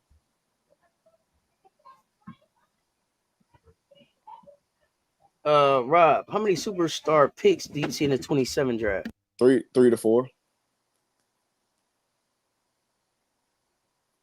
It's 3 to 4 coming out in that 27 class. And that class, the 27 class, is the Juju class. You got Sarah Strong in there. Puwali can be in that class. Blaze can be in that class. So pretty much, you know what I'm saying? You got a class where Blaze should be in a 28. Sorry, should be in a 28. But any sophomore right now, Swoosh that's in Michigan, anybody that was a sophomore this year gonna be in that 27 class. So they got a lot of high end talent in that 27 class that's gonna be coming out. It's gonna be a lot of size in that 27 class too. You're gonna see a lot of guards that between 6'1" and 6'4" coming out that class. The 27 class is pretty loaded. The 28 class is pretty loaded. Next year's 26 class is decent, but the 27 to 28, 29 is the 3 classes that's gonna be loaded with like pure bona fide talent that can stick in the league. So you'll want to trade. Sarah Strong should be in the 28 class. Sorry, I said the 27, but she'll be in the 28 class. Sorry. Unless, now here's the thing, because she could be in the 27 class because of the CBA. If they lower the age limit, Sarah Strong will be in that 27 class. So because the talks are going on, I'm projecting the CBA to change the rules. So I'm putting Sarah Strong in the 27 class. So I just want everybody, I'm just put that out there right now so you ain't understanding why I'm saying what I'm saying. I am projecting that the CBA is going to change the age limit and drop it down to 21 from 22 to 21, which will allow Sarah Strong to be in that 27 class. And if they allow people to be in those type of classes, this is what's going to happen. Is you're going to see a different brand of basketball being played, but you're going to start to see high school kids reclassify up to come to college earlier. You muted, Cess. And that's only going to be if the WNBA get the pay structure together. Because you can lower the age limit. If you still only paying $70,000, man, I'm at the school. I don't think. I think that's that. cool. Yeah, I think all that's gonna change though. I think the age limit and the pay is gonna change, which is gonna entice some players to come in early. When we talk about the pay changer, right? Because from what I understand, right, the league isn't making any money off of the hot dogs and stuff that we buy, right? It's the TV deals, it's that kind of stuff, right? So, well, they making it off the hot dog stands because they only holding 4,000 to 8,000, right? You got to start to increase the attendance before you start making money off of that. What's up, Pretty Ugly? So, what I'm wondering is where is this infusion of money going to come from to be able to raise the overall base salary? Is that going to be from just the because when I think about it, it can't be from just adding teams because that's a one time dump in, right? So then where does that come from? Go ahead. It's not a one time buy in because you got to think about it like this: every team that you add a new footprint of market. Yeah, so but what I'm saying is like that one time, like what are they saying? It's 250 million to come in, right? Like bam, they're gonna drop that 250 million on you. The team is gonna make some money. You'll be able to profit off of it, but it's never gonna drop another 250 million just boom into the bucket again from whatever the little buy-in is what I mean. It will because of the footprint of the viewership. But here's the deal: you have to have somebody that people want to watch. That's what's going to increase the footprint. That's how you're going to make the money. So if you're expanded, like think about logically when these teams are coming in, right? What are they saying? Hey, we want to have all these teams set by the 28. Why do they want to have all these teams set by the 28? By the 28 season. It's Olympic here. True. But look at the influx of talent that can come into the league by 27, 28. It's a more superstar players. So if I put a time limit on it, that all these teams need to be set is because I need somewhere for these franchise players to be able to go and can grow a footprint in certain cities. You got to keep in mind, like you think that the teams are doing the research. Hey, the commissioner one doing the research. Hey man, who we got young that can take over that we can see that can project, that can get us another footprint somewhere else. Like those is what they looking at.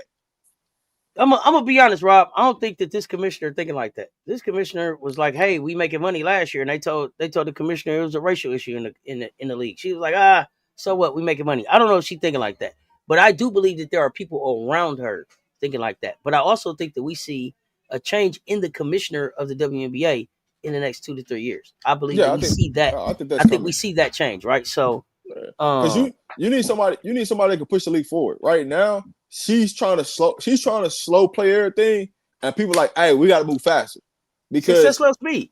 Let's go. You have to be able to adapt to what's getting ready to come into the league.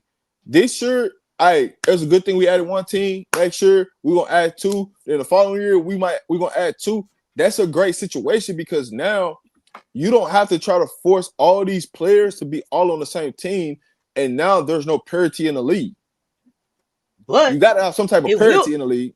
It will be parity in the league because by the time we get to 28, you should have somebody from 24, somebody from 25, somebody from 26, somebody from 27, somebody from 28 on your team, right?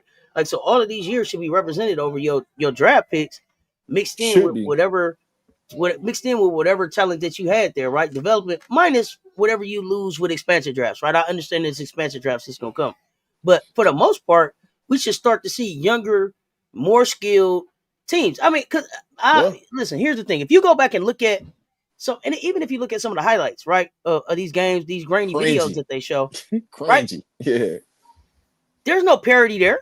There's no parity there. Sometimes it look like JV players is coming in. Sometimes it look like it's players coming in and it was like, hey, we needed a fifth, right? And so now we're actually getting a chance to see what the WNBA can look like when a player had from the time they were born to now to have the idea of I'm going to grow up and be a professional basketball player and to walk it, talk it, and live it from the time that they start playing, right? Because now they're taking care of their body like that. They're building their brand like that.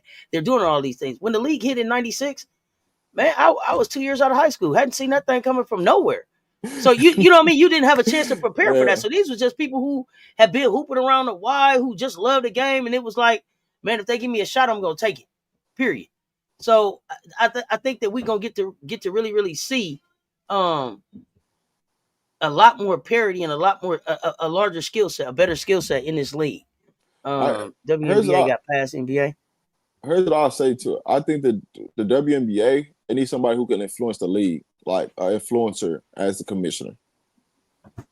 And what I mean by that is somebody who can influence other sponsors, bigger corporations, to come partner with them for them to make the money. Because it's just not TV revenue that, like, right now they just living off TV revenue. They're not looking at the big corporations and how do we get them partner in to the women's side, because we know they're on the men's side, right? You got the big companies. How can we get them to the W side of the things and really grow this thing to another level? Exactly. This is an NCAA dub question, but why not? Thoughts on Madison Booker?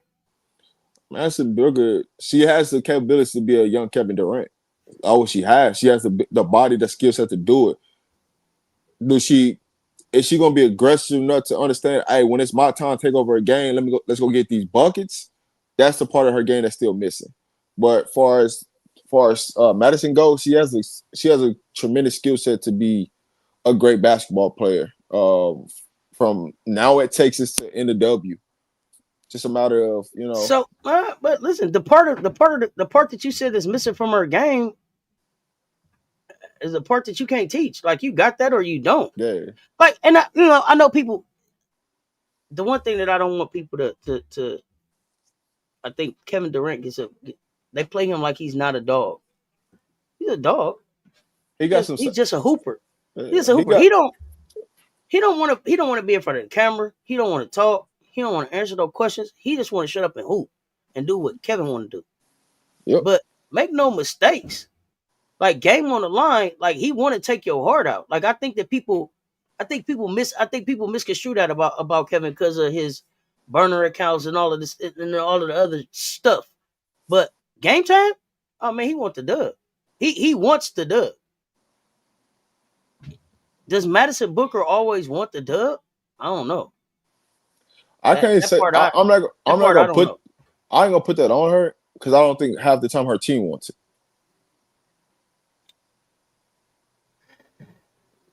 Listen. You can go in a huddle and be like, I got this dog killer instinct, and I'm telling my teammates, and they can get turned off from me because they don't want it as bad as I want it. I ain't never been in a huddle like that. I don't know how I would act. I don't know how I would respond in a huddle like that. That's crazy work. That's nasty work right there. But you see how Vic throw his jacket all the time when he take that thing off, he throw it because he feeling the same thing she feeling. Like, hey man, I'm giving you this, but they don't want to go take it. They don't want to go take it. It's there for them to take, and they can't do it. When does that get out the way? Get out the way. I'll do it. It's gonna get out the way. All right, listen. Clear out. All right, listen. Sometimes you gotta go against the grain, and I think Madison, I don't think she has the balls. Well, she's a woman. I don't think she has the killer instinct to take over in that situation, right? She can't just be like, hey man, get the ball, get the hell out the way. Because she feared what Vic might say, right? Vic might call a play for her, and then they might go do something else with what's being called. I just don't think they got the killer. They don't have enough killers around her or somebody with a killer mindset to say, hey, get the ball to her and just get the hell out the way. They ain't got that. She's trying to play in the structure of the offense. But I feel like they should have changed the structure of the offense because Rory came back. When Rory went down, they put the ball in Madison's hands, and Madison was more of a killer. She was more of a killer. Yeah, she was more of a killer then. So just because Rory came back, like, Rory, I appreciate you being back, but we got to do what's really working for who the star is right now. Like, who the one that's finna take us there. So I mean, I don't know what Vic waiting on, or I don't know what it is that Vic think he sees in Rory. But he went away from what got him success. What that goes to show you is that I feel like Rory better than what she should be and how she playing. So I'm trying to give her every opportunity. So you can't blame me if I bench her. Why? Because I didn't give her every opportunity. That's what it shows me, is that I'm putting so much trust in this player to bring me to take us to just get us there and let Booker take over. But sometimes it be too late because by the time you try to get Booker involved, the game's over with. and I'm not saying that I don't think that Rory can get him there, but is Rory healthy enough? Is Rory healthy enough to be the Rory that you're saying that she is? I see Rory walking around. Rory plays with a Megatron knee brace on. You can't tell me that that's healthy. You can't. There's no way that I believe that that's healthy. Something is. You don't wear a brace if you're healthy, whether that's mentally, physically, emotionally, whatever it is. Like you don't wear a brace if you're 100% healthy. Well, So my thing is when you wear them brace, it's just a mental thing. That's all it is. You don't trust your knee because when you wear a brace, it stops your movement when you're trying to move laterally in a brace. That's what it does. So you don't have confidence in your knee to be stronger. Like your knee is not strong enough. That means that you probably didn't put the right recovery process. You didn't take the right recovery process in that situation to say, hey, I've built both of my knees to be stronger and I'm trying to utilize this one. And so most of the time when you start doing that and you shifting over one leg, you don't shift the other leg, guess what happens? You end up having another ACL tear or MCL tear. That's what happens. Or some other Or injury, Achilles. right? So it's saw most of the time. That was Clay, Yeah, right? So Clay, the ACL, he thought he was better with that, and then he went to the Achilles and then went to the ACL, whichever way it was. But it was, I believe it was in the same leg, and it was right as he was trying to come back from the other injury. So it's because you're not when you're recovering from it, you think, oh, I got to shift in this one, and you're not shifting the rest of your body. So when you try to force to do that, it puts pressure on the other piece of your body, or you're playing timid and you're not playing at the speed that you should be playing at. So that's what happens. So it's just get over things, you know. And Shantae, I believe Roy said she was fine. The brace on her leg said otherwise. Yeah, she said she was fine. The brace on her leg said otherwise. I don't really trust nobody to tell me they fine. If you got to come out and publicly say you fine, you're not fine. That's how I look at that.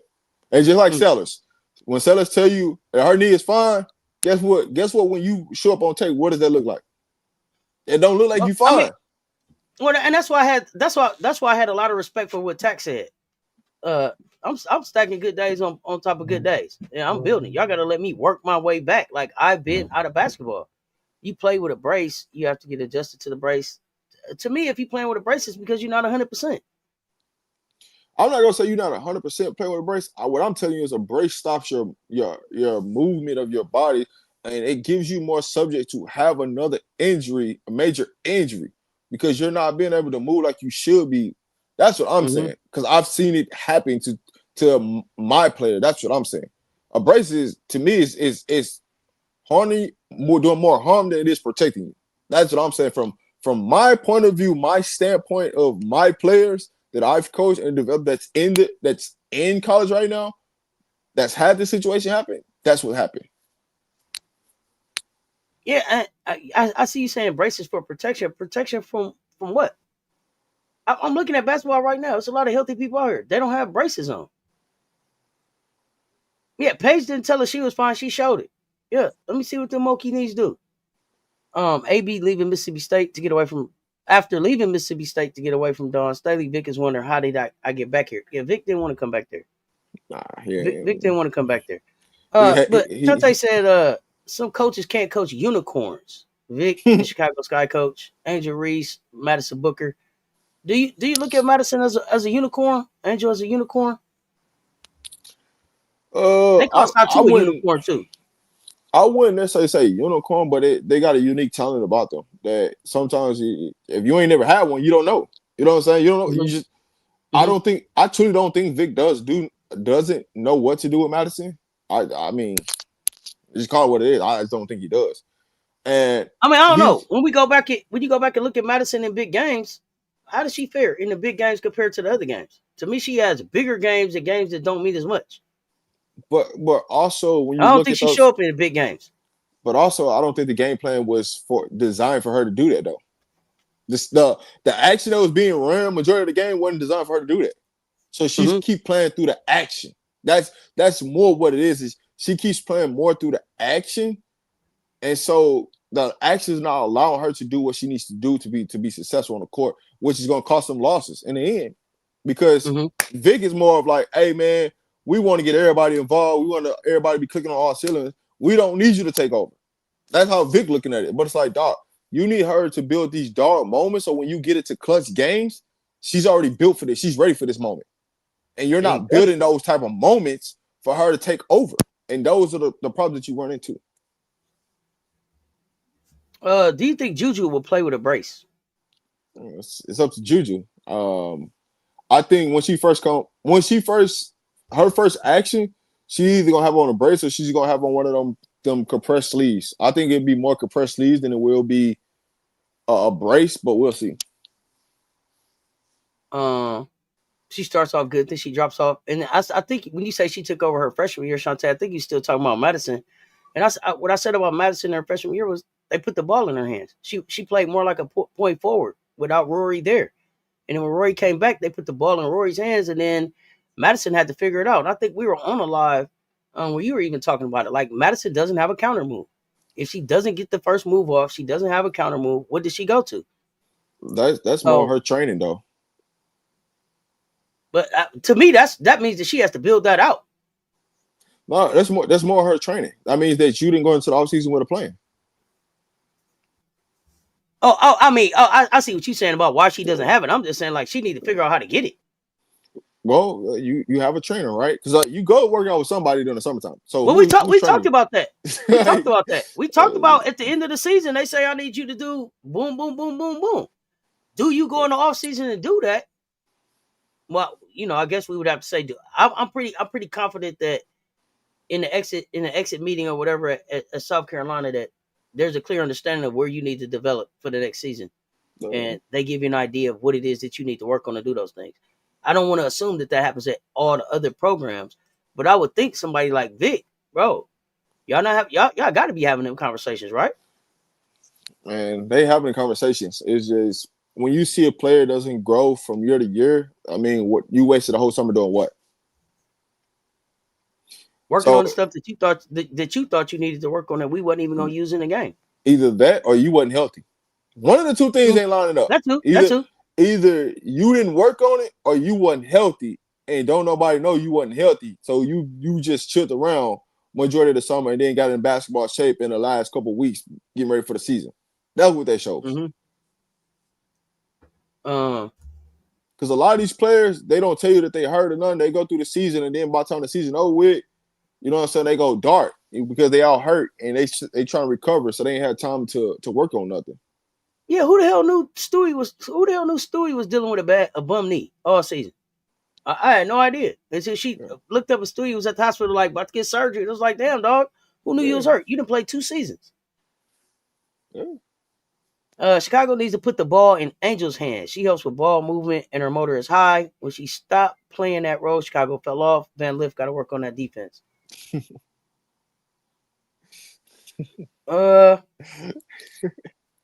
Do you think they're gonna? I'll let you answer that one. I don't know. So here's the thing with Van Lift. I don't know that Van Lift defense is gonna get that much better, right? I don't know that I see her defense getting that much better. I will say that I see a slight improvement from when we saw her on the island with Caitlin. But here's the thing about HVL. HVL is never gonna be the one that you be like, hey, Michael, get up on him. No, you're never going to be that way, HVL. You're never going to be that. You're going to always be looking to put her someplace where you can hide her or somebody can help. That's what I think about HVL. As far as putting the ball in Angel's hands, I mean, I'm waiting on Angel to be the point forward. I saw it a little bit in the game yesterday. I think I called it out. That people forget that she has natural guard skills because she was a guard before she started growing.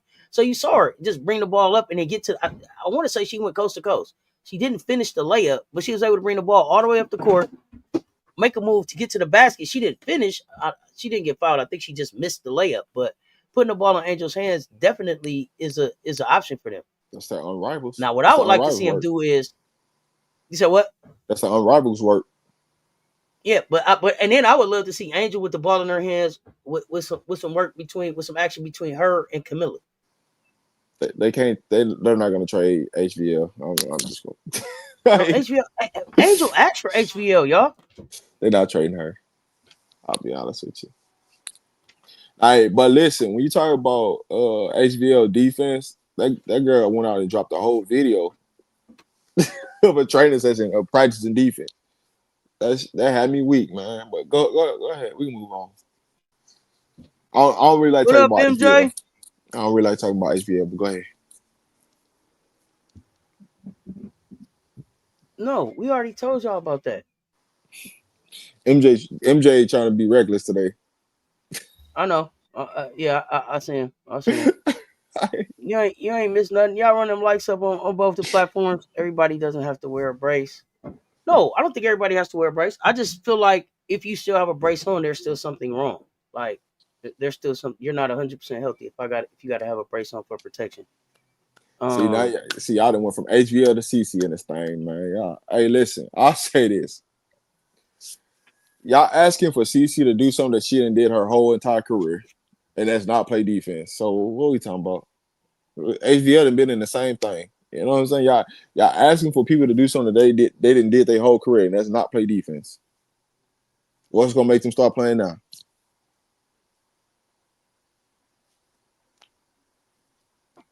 What happened to all that talk? The HBL was back in hell playing with Angel. Where are those people now? HBL more than people want to admit. HBL needed that year in the SEC at LSU. She needed that. She needed that year of hell. Whatever it was that made her tough enough to go to TCU and elevate with the areas of her game that she needed to elevate. Hey, listen, one thing I'll tell you about like HBL and CC, and the reason why I say all their career is because I can pull you up from like when they first hit the AAU scene to now. They defense look the goddamn same. They ain't improved and they ain't trying to improve. Only thing they care about improving is on the offensive side of the ball. Who you say, HBL, CC? Yeah, both of them. If you listen, you can YouTube both of them, and you can put them up. You know what I'm saying? From AAU, the same way they was playing defense at AAU is the same way they playing right now in the league. They don't give a damn about that. They gonna tell you they made millions off their defense. And Shante, you saying you wore the braces after you broke them bones for protection, so you didn't break them again? Okay. High low with AR and Camilla. LSU experience was needed for her growth. Yeah, I feel like she needed that. Caitlin is better than Nafisa and Asia. Paopao put CC in the blender. They don't want to talk about it. Oh, I talked about using 55. I started with that. She went back and got it back with blood. Like, man, you got a 3. Let me show you this thing I got. Step back, bam. Yeah, we talked about Madison a little bit.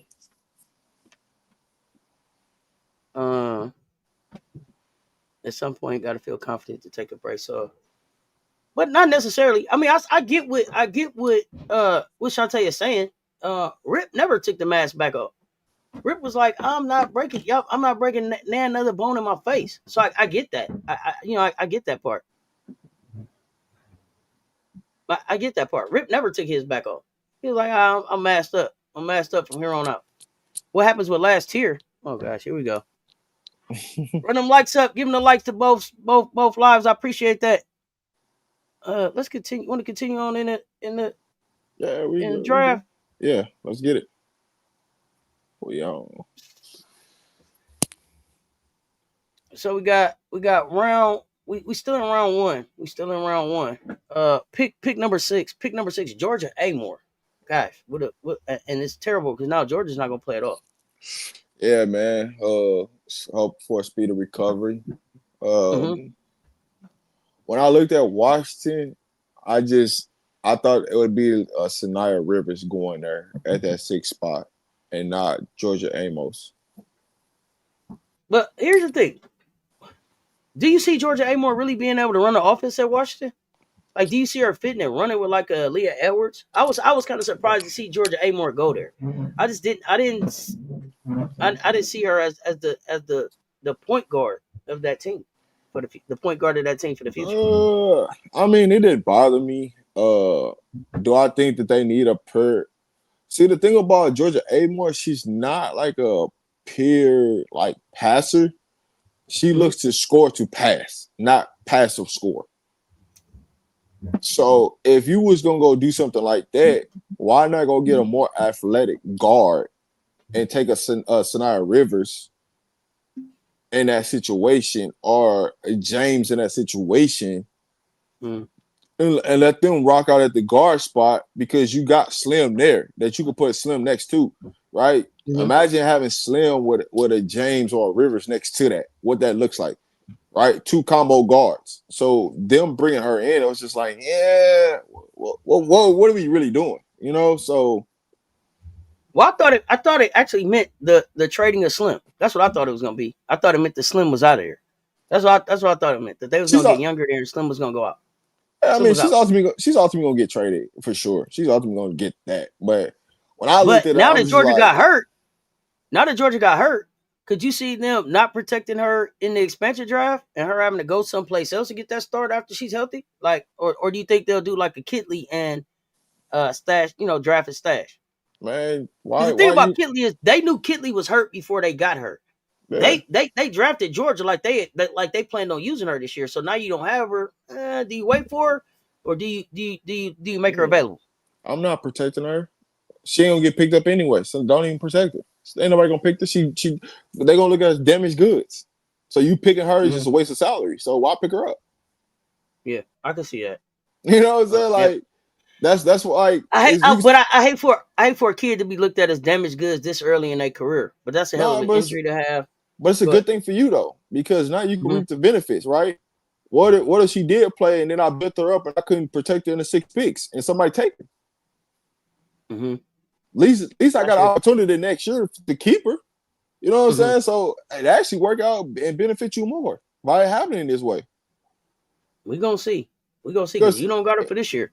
Yeah, any rookie, any young talent that gets developed this year and grows into something and puts some type of tape out there, you're giving 2 teams an opportunity to snatch them away from you for nothing. You don't get nothing out of it. You don't get no picks. You don't get nothing out of it. You just lost talent.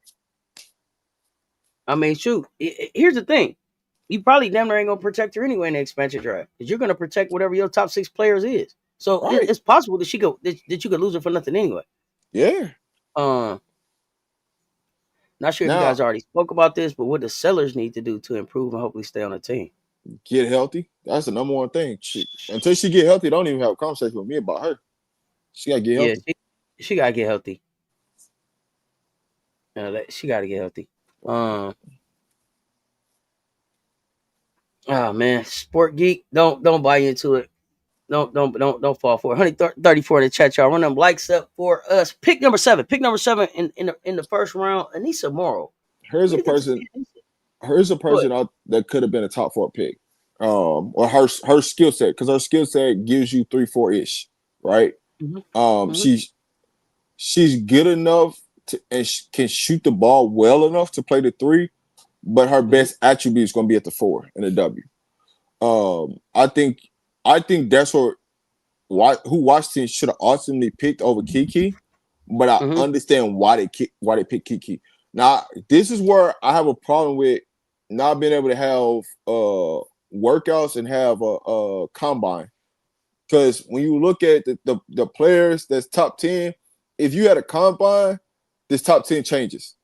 The teams that actually draft these players changes. So not having that combine-ish and having that ability to work people out privately kind of separate who went to the first round, who went second round. Because I think a lot of this stuff will be changed. All right. Well, here's the thing. I don't see her having a lot of success at the 4 in the dub. I just don't. I don't think her size allows for it. And I know people will be like, well, Cess, it's only, Asia, AT, Angel, right? But them is the ones you got to beat to get to the ring. So I don't know what you doing with the rest of them. If you can't get through if you can't do nothing with the ones to get to the ring, then what are we talking about? What are we talking about? So for me, I don't see the success at the 4 for her, but I think that she could be a good 3.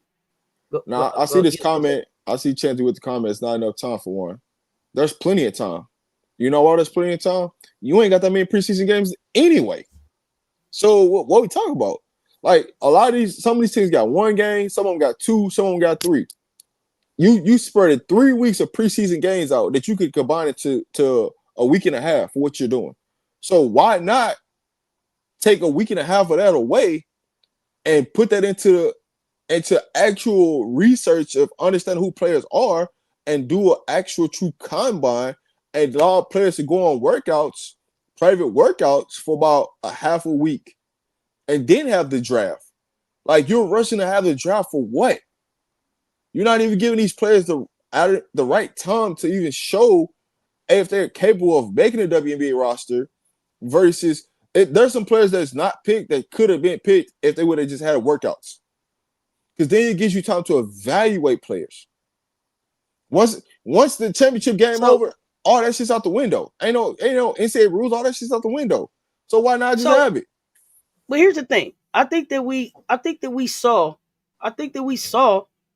a combine take place. The problem with the combine was that the days that it took place should have been a week later, and then the people that were involved were people that weren't necessarily going to get picked in the draft anyway.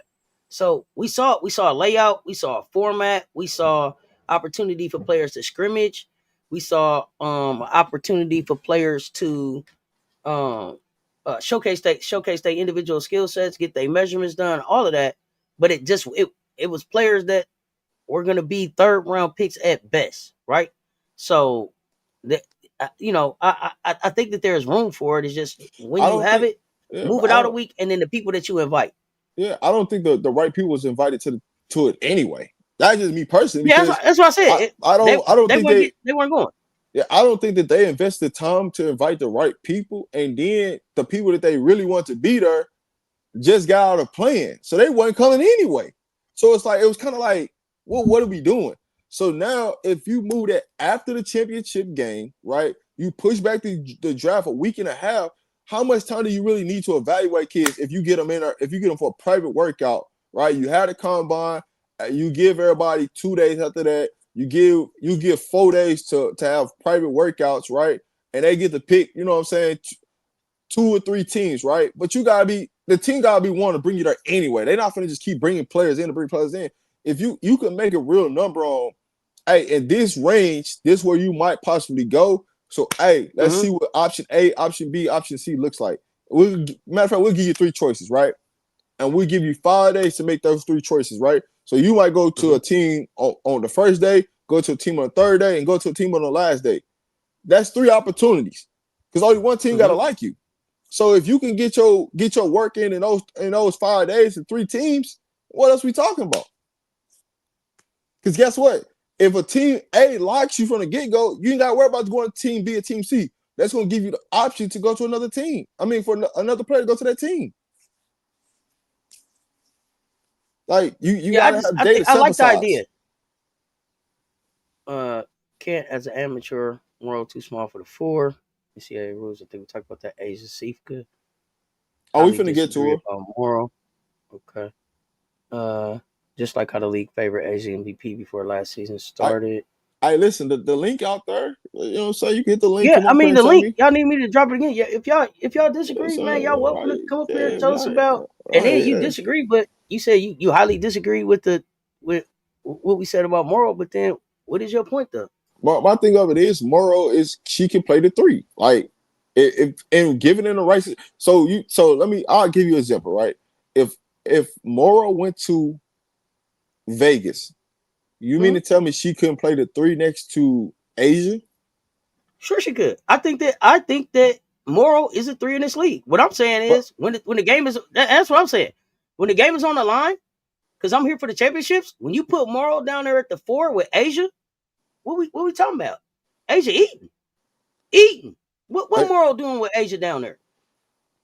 That's it. Yeah. So it's like, what did you disagree? Like I think what it is when she went to LSU, a lot of people forgot what she looked like when she was at DePaul.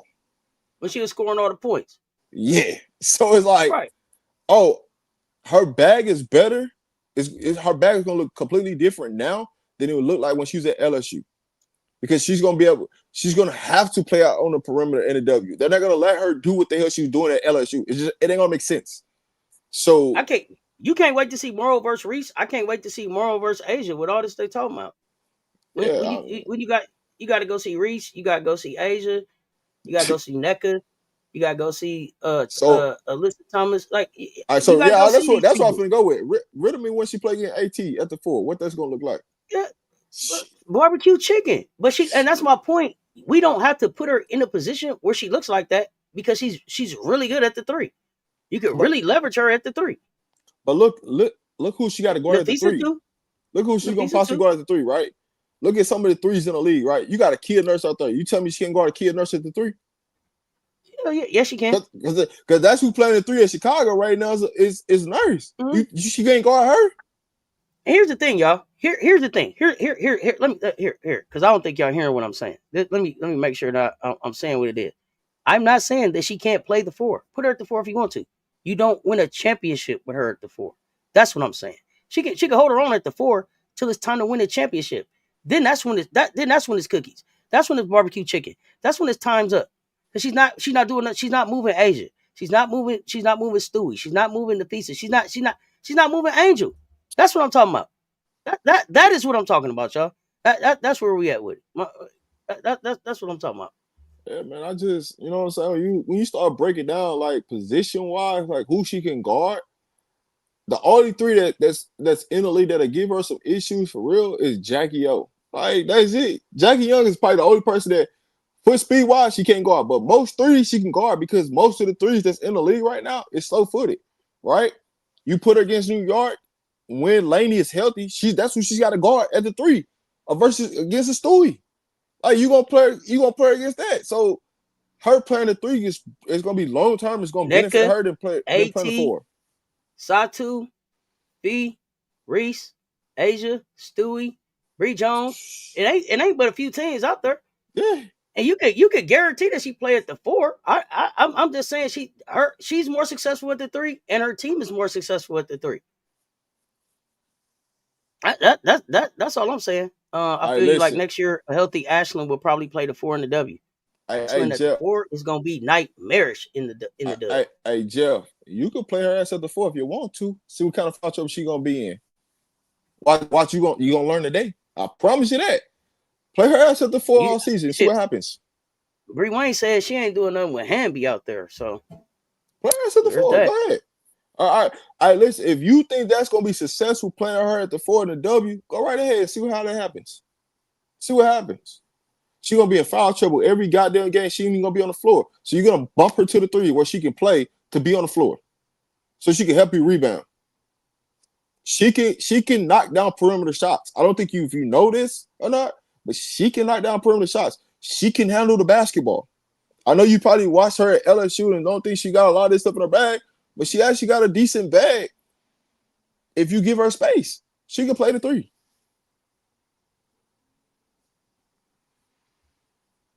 Definitely can.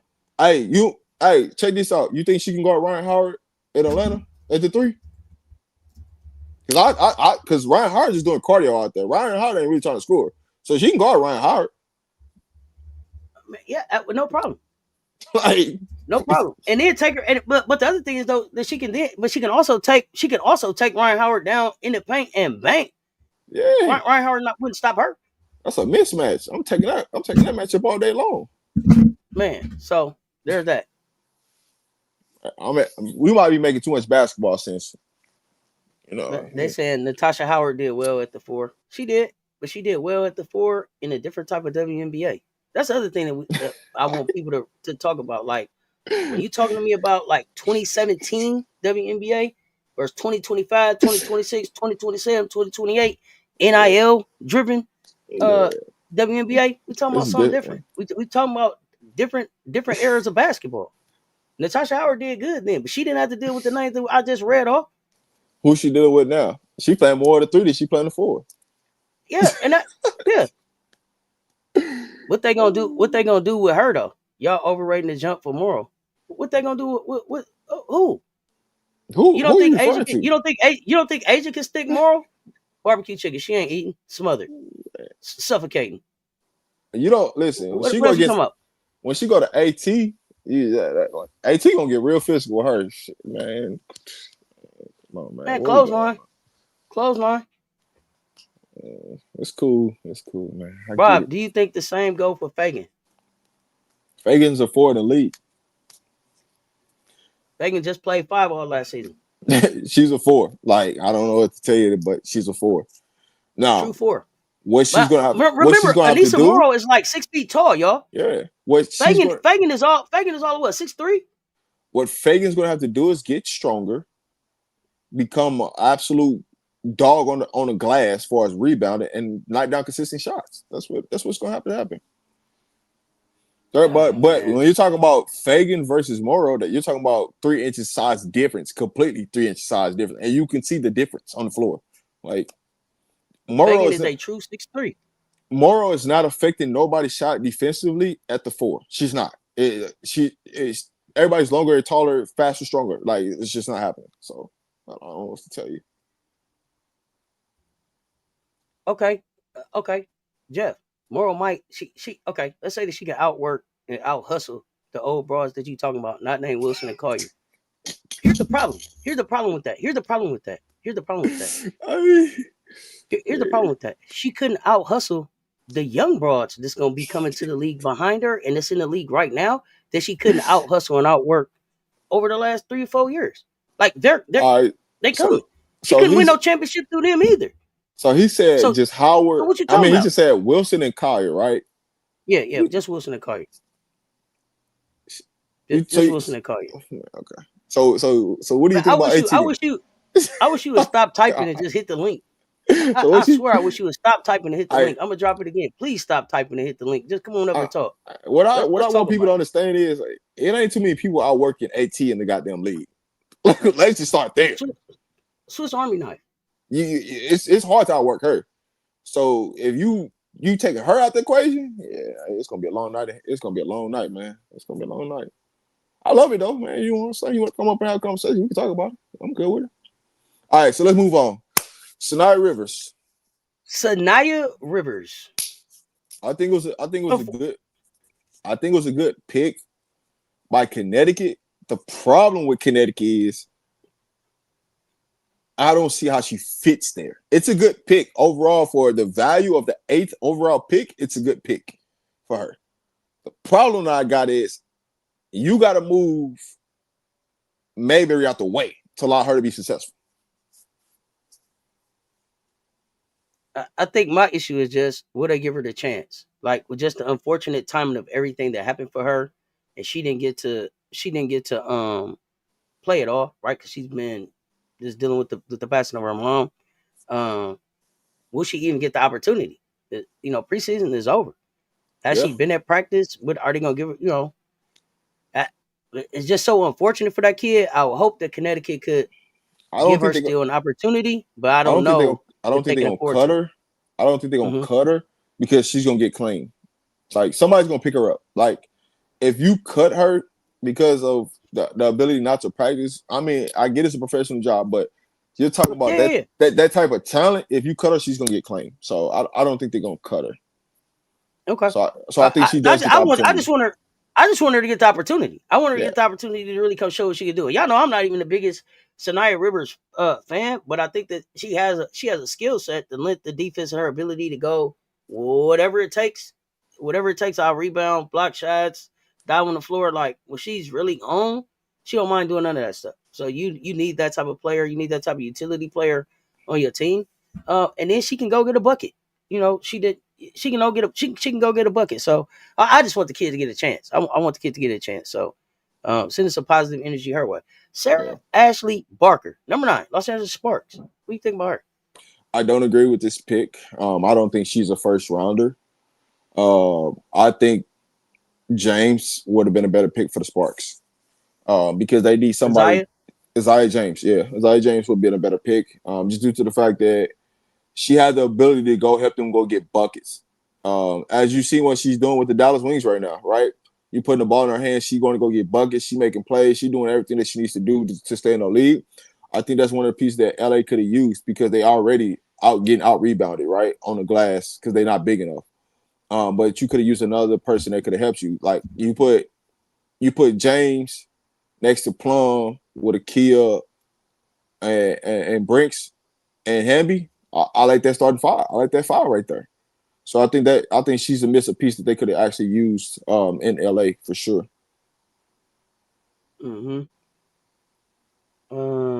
As a Carolina fan, Anissa Morrow can play on my team anytime with her motive and skill set. I'll find the best matchup I can. Anissa's a lot like A. Thomas in that nobody's gonna outwork her. Yeah, I don't think that we said she wouldn't play on our team. I think what we said was she wouldn't play the 4. She would play a 3. So yeah, she's not playing. She's not playing. I don't think anybody was arguing was saying she wouldn't be on the team. Barker is a core piece, not a first rounder. In the league, she would not develop an outside shot. Who are we talking about? I'm waiting on C3. Barker, not a first rounder, is a dumb take. Jacob, all that talk, all the typing you doing, just hit the link and come on up and talk. You ain't had a good take in the chat yet. Well, you just keep talking about what ain't good takes. Tell us what is. So if you think she's Barker, not a first, okay, got you. If you don't, I don't care that you disagree with me, but explain why you think she's a first round pick. Yeah. I would love to hear that part. I would definitely love to hear that part. What's your take on Paopao and how far she can go? Watching Paopao yesterday, I think she could be Kayla McBride 2.0. Look, I was impressed with Pau. I mean, I can't really say impressed. It was what I expected in a way. Paopao looked like a starting point guard in the W. She looked like somebody that could come run your team. She looked like she's a common presence. She looked like she had a lot of poise. She looked like she been working on her shot. She looked like she was in better. She looked like she was back in the shape that she was in at the start of the season. And Pau looked like she was ready to work. Well, here's one thing. I was finna get to it because the next team that we had on the board, Chicago, I don't agree with none of their picks. That Paopao should have been, and Madison Scott should have been the 2 picks for them there. That's what I was at 10 and 11. That's what you liked at 10 and 11. All right, let's go. Yeah. So when you talk about and HBL, neither one of these 2 should have been picked in the first round. Let's just get there. They should have went with Paopao. They should have went with Madison Scott. Is they 2 picks right there. I don't think I need to really explain in the common sense of what that looks like. But yeah. Would you have liked an Isaiah James or Sania Rivers at Chicago? Well, I've already got Sania James off my board earlier, right? In Dallas at 12. Sania Rivers. You said Rivers to Rivers was already off my board and James was already off my board before we even got to 10 and 11. Okay. That's how you got to Chicago. I got you. Yeah, so I'm not even taking the equation that I would have been able to draft them because they already would have been off my board. So my next 2 picks would have been a Paopao and Madison Scott in that situation. Would you have taken a Harmony Turner at Chicago? Not in the first round, though. Not in the first round. Got you. But a skill set that could work at Chicago. Yes, I would. As far as like the three ball and I would have took. Go ahead. Yeah, I would have took a chance on her late second round, third round pick. I would have took an opportunity on her, but first round, no, I'm not. I wouldn't have did it. Are you saying you should have got Sundell and the true point? Is that what you said they should have did at 10 and 11 AB? That's what you're talking about. And then you like Isaiah at Dallas. So here's why you take Madison and Paopao, right? Paopao, one, she could play combo, right? She can bring shooting. She can play combo. That's what you need next to, you already got Vandersloot, right? And then you already struggling on the bench. So you need bench scoring. So Paopao can give you both, right? Bring you a point guard off the bench and give you outside shooting. Madison Scott can guard on the wings, who's a better looking version of Michelle. What up? Not Michelle. MO. She's a better, she's a better looking version of her. Yeah, she's a better looking version of her. So you got 2 young pieces that's better than what you already have on your bench. I get the veterans that you have, but you don't need them. Give me these 2 young players. We got a little spark off the bench that can come give us and play invaluable minutes and when we need them to. So that's why I would have went with Paopao, because we get outside shooting and we get a big wing that we need that can play next to Reese, that can play next to Cardozo. If you take one of them off the floor, you can move Madison to the 4. You still have Paopao. You can play the 2. You can play Eric Alkins at the 3, or you can do a lot of different things. And I think Chicago missed an opportunity right there with those 2 players. And that takes us to Isaiah James at Dallas. I already had off the board. So for me, I would have took Sania. I would have took Feagin at 12 for Dallas. Give him a big. I think the four spot and the 3 spot, and Dallas is something that they're missing. So I would have took Feagin right there. Yeah, I think we talked about Feagin at Dallas a couple times. So for me, I would have 2 Gamecocks going in the first round. Paopao and Feagin. And then Bree Hall went second round for me. All right. You want to talk through? You ready to talk through the second round? Let's do it. Yeah, Dallas need a pick. We got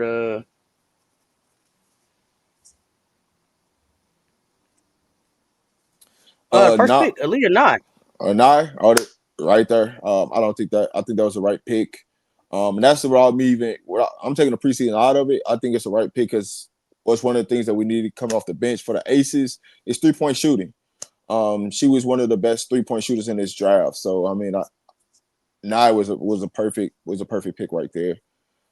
Madison Scott, like I said, she would have been a first round pick for me.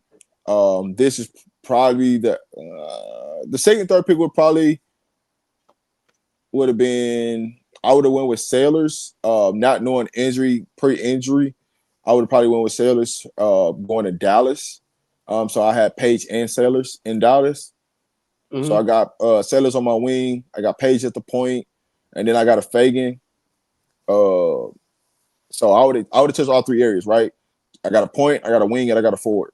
I would have touched all 3 of those points. So that's how I would have did with the Dallas pick. Minnesota, that was just a draft and stash because they already got a loaded roster. So I probably would have did the same thing Minnesota did and just take me a draft and stash player just due to the fact of there's nobody I could bring in that can impact my roster right now that's going to take a roster spot. So I'm thinking years in advance. I'm taking a draft and stash for Minnesota. So that allows anybody that gets selected off my team next year, I could bring that player in for the following year because 2 teams coming into the league. It's potentially going to take 1 or 2 people off my roster, which allowed me to bring that person in. So I would have drafted stash there. Absolutely. 131 in the chat, y'all. Run them likes up on both platforms. Make sure y'all subscribe on both platforms. If you have not joined the VIP on one of the platforms, make sure you hit that membership. You do not want to miss the VIP live only this week. We got some weekly VIP lives dropping. Make sure y'all check those out. Next up, Mighty West Bell, Chicago Sky. What you think? Good pick, especially for the value of the pick. So in the first round, you would have had a Paopao, you would have had a Madison Scott. Then you come back with a Mighty West Bell. So you had a combo guard, you had a wing, and you had a forward that could play. So depending on how you want to play the 3 or the 4. I think that would have been a good value pick right there with Chicago. So I think they got it right there. So you got West Bell sticking in Chicago? I do have her sticking. Okay. All right. Cheyenne Sellers is an interesting pick to talk about. We know Cheyenne didn't stick at Golden State. We know that she's at Atlanta.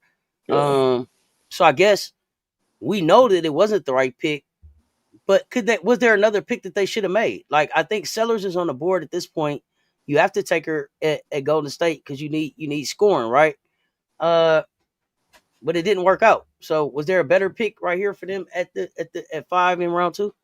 If you go to the next part of it, well, I had Cheyenne Sellers coming off with number 2 with Dallas, but if you go to a perfect pick for them would have been a Bree Hall in that situation, or even a Tipson. I would have took one of those 2 because they really don't have an identity. So for Golden State, it's like you don't have an identity. What are you really looking for? They got a bunch of wings already. They need some guards. Bree Hall can guard. You know what I'm saying? Wings are guards. And they don't really have a lot of bigs. So, you know what I'm saying? You could have went with Bree Hall or Michaela in that situation for me. Got you. Quick question. Can draftees record themselves at training camp in case they get cut? So, like, you had a great camp. I got that tape. Can you share that tape? Or are they really only interested in game film? I mean, it's art. Every practice has been recorded anyway. You got people that's cutting up film, things like that, so they can get that tip at any time. So they don't even got to do it themselves. It's available. It's available. Yeah, Jeff is not using Maddie right, in my opinion. It's people that get paid to do that stuff. You ain't gotta worry about that. It's people that get paid. Yeah, shoot. James of Flatbush blessed me with the Coca-Cola time. Appreciate the support, fam. Gotta hit you with the shoulders.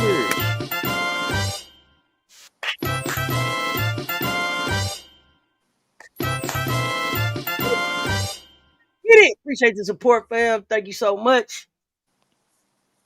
So next up,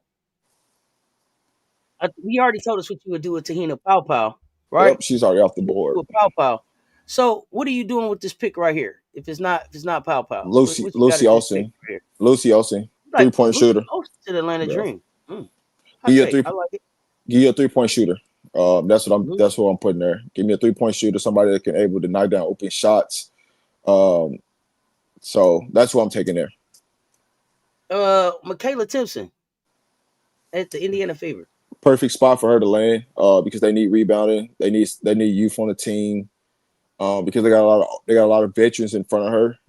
So that's kind of the perfect pick for them. I don't think you change anything about that pick, especially you're getting great value at that.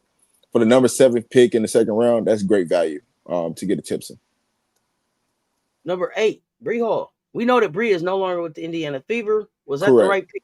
You have done something different there? Let me know. I already had off the board. But if she's still on the board, matter of fact, I take it back. If she's still on the board, I would have put her in Atlanta, and then I would have put Lucy Olsen with the Fever.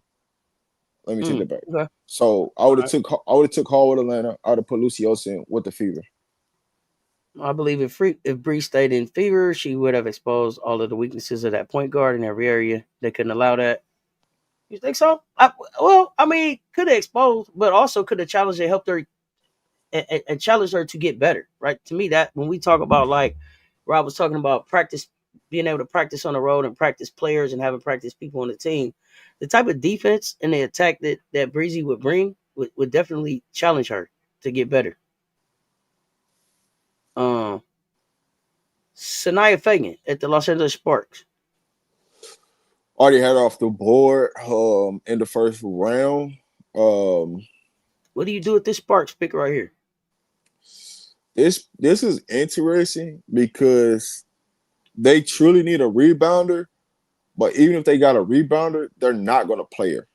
So that's the part that it's like you starting to get into one of these areas where it's like you just take a chance on somebody.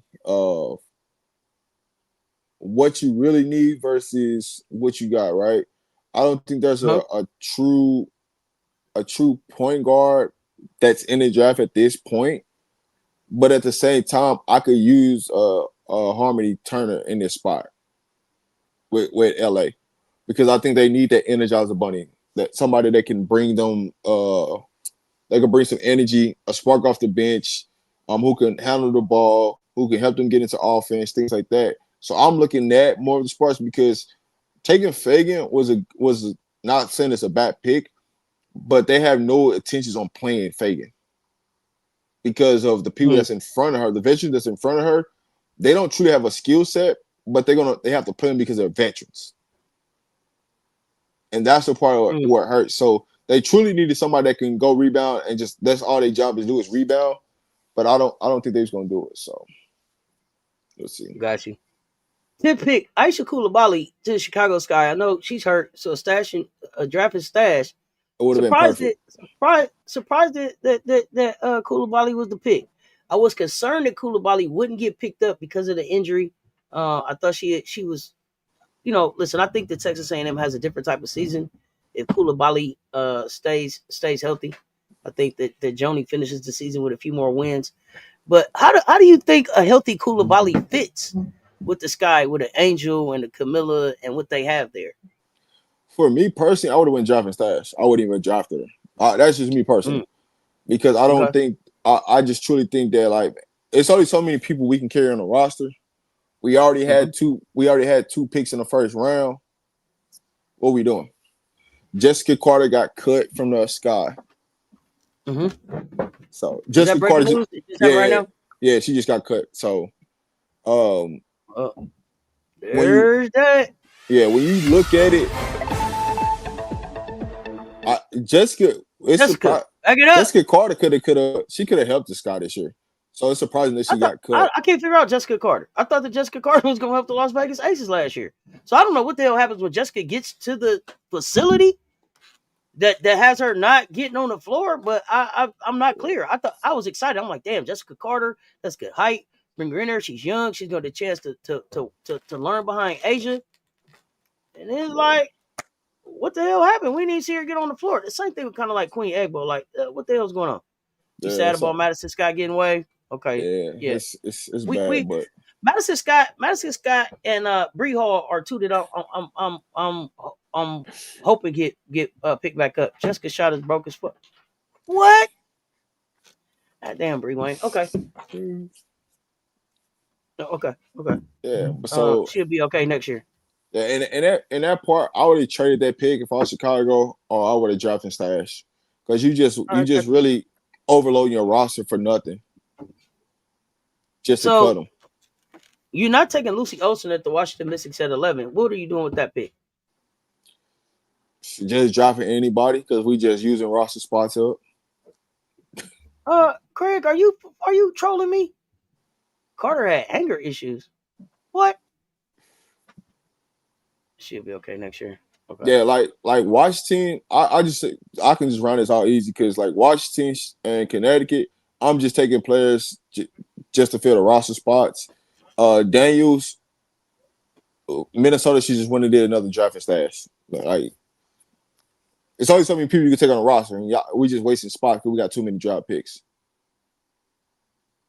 She got cut from the Liberty, maybe. I know she got brought into Las Vegas and let go. So I'm just not clear. I'm not clear on what's going on with her.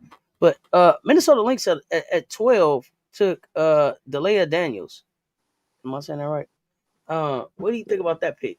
I said it's a drafting stash. I went through 11, 12, 13. And Rhea Marshall, too. All right, let's go. Yeah, just filling out the roster. Yeah. Third round. We in a third.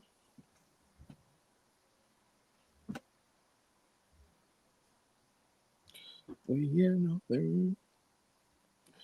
Oh, I forgot about Sundale and JJ. They already cut Daniels. Yeah, okay. I forgot about Sundale and JJ. Sundale, I think somebody said they should have been a point guard somewhere else. Somebody mentioned Sundale earlier. You could have dropped her to the Sky. You could have dropped her to the Sky with the 10th pick. I can see that. So do you take Sundale to the Sky at the 10th pick if you have Sloop there? Yeah, that's perfect. Give her somebody to develop behind. So now check it out, right? You get Sundale, you got Paopao, you got Madison Scott, and then you got who did I say was the big? I gave him a big. I forgot who I just gave him as a big. But they got 4 spots filled. You got him as a big. But here's the thing. Do you think that Chicago is thinking about next season and the potential of adding a Raven Johnson? They could be. Okay. They could be, but I was Sundale going to Chicago would have been a good situation though to learn behind a veteran. Morgan JJ and Alex, I don't even know who they are. Yeah, JJ Morgan was on the team last year, so she was on the team last year. JJ was that's a good value pick for Dallas. That's a steal. That's probably gonna be the steal of the draft. JJ. You got JJ sticking? Yeah, I got her sticking. She's been playing really good preseason wise. She's gonna stick. King, that was just trying something to try something. Madison Connor, we just wasting time with picks now. And then Chin, we all know why Chin went to Golden State, right? Who's the coach? Do you have Connor and King getting picked up somewhere else, or you got them kind of like going overseas or something like that? Overseas, that's overseas picks. Okay. We know what's up with Caitlin. You know what I'm saying? She got to stick. And the last picks. I mean, everybody on this list is pretty much overseas picks. You know what I'm saying? So it was just, just ready to hear your name called. What about Zay Green, and Harmony and Taylor? I said what I do with Harmony. Harmony, I would have dropped in the second round. Zay Green is out of Alabama, right? Zay Green, I'm not a fan of. So you can go ahead and go overseas. Taylor, she just didn't go to the right place. I don't think Atlanta was the right place for her. A Dallas or Washington, Connecticut will probably been a better spot for her. Zay Green, I'm with you, Bree Wayne. I'm surprised Zay ain't got cut yet either. I think they keep Zay Green. I think she was terrible. She was terrible in preseason. Yeah, but she didn't get cut. Oh no! Don't say it yet, because she probably will. They just wait to see who gonna all come out there so they can put a claim in. Come on, Rob, with it. Come on, Rob. Don't cut nobody kid on Mother's Day. Don't do that. Don't send nobody kid home on Mother's Day. Look how many people getting cut. Send them home yesterday. Look how many people getting cut on Mother's Day right now. Yeah, but come on, Mr. Shake My Hand. You ain't got to be cutting people on Mother's Day though. You trying to send people to the crib on Mother's Day, knowing they got bills and stuff to play. Listen, that first preseason game, I had already cut her in my mind. I'm like, she gone. I'm like, who was that 14 out there? Okay. Remember I kept asking who 14 was? Yeah, I remember. I'm trying to skip over that part. God, man. Okay, so here we go. She was cut way Taylor. in. Let's talk about Taylor theory. What is your opinion about Taylor? Like I said, she was drafted to the wrong team. I don't think the Atlanta was the ideal fit for her. But they just took her just to, you know what I'm saying, her name get called across the stage. I think I thought Taylor theory could shoot the three though. So that's why I thought Atlanta might work. 3 and D. She can, but I just don't think being next to Ryan Howard is the ideal fit. You know what I'm saying? Like what they trying to do in Atlanta. Like I said, I think Dallas, Washington, and Connecticut would have been a better fit for her. That's just how I look at it. I think she has value, right, with the D and 3, but I don't think she's gonna get the opportunity. Aubrey Griffin. She just got. I was surprised to hear her name come off the board. I ain't gonna hold you up. I was like, from UConn. I'm like, what? Yeah, I mean, I didn't see it coming. You know why that happened? They were just trying to give the champs, because they was all at the draft. They were trying to get them some love. Can Aubrey do something to stick in the league though? Not at Minnesota. Not at Minnesota. She can't. Minnesota ain't gonna play her. But she can hold a spot. She can hold a spot to be in the expansion if she get picked up. We'll see. I think it's gonna be better players coming out next year. We'll see. And I don't know anything about Mr. Irrelevant, number 13, Asia Kane. I don't know who that is. Yeah. You got what you're talking about. A little off topic, but do you think that Mercury bounced back with additions? Bounce back how? Like what do you mean? Like that's what I want to know, Craig. What kind of additions are we talking? I mean, what kind of bounce back additions are we talking about? Like, can they make the playoffs addition? I mean, as far as that, or what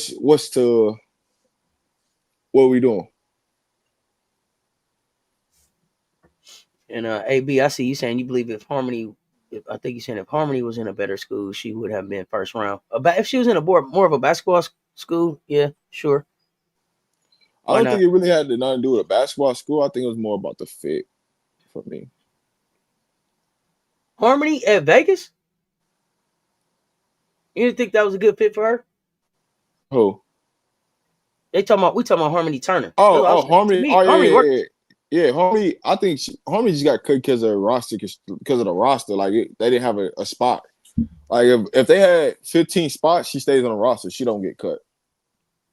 Molly, I thought like you thought at first. I thought that Harmony would stay an extra year and play somewhere else. But listening to Harmony talk about what it meant for her to get that Harvard degree, and she said Harmony had said people tried to drop the bag, but they couldn't drop a bag that was gonna rival the bag that she was gonna get from having Harvard on her on her degree. So there we go.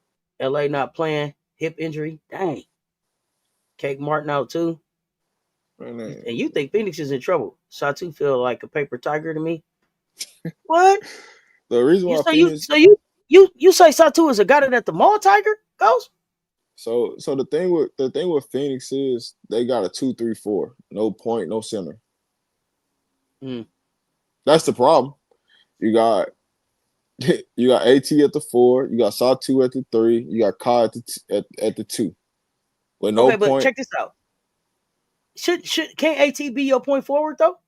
She can be your point, but here's the problem. Satu and Kai are not consistent shooters. Oh well, you gotta get consistent now. Now you got out here to Phoenix to all this good food, pregame meals, and the facilities is nice, and we got the Diana Taurasi practice court. But you got to get on the Diana Taurasi practice court and get your consistent shooting going. Well, otherwise, you're gonna have to move around.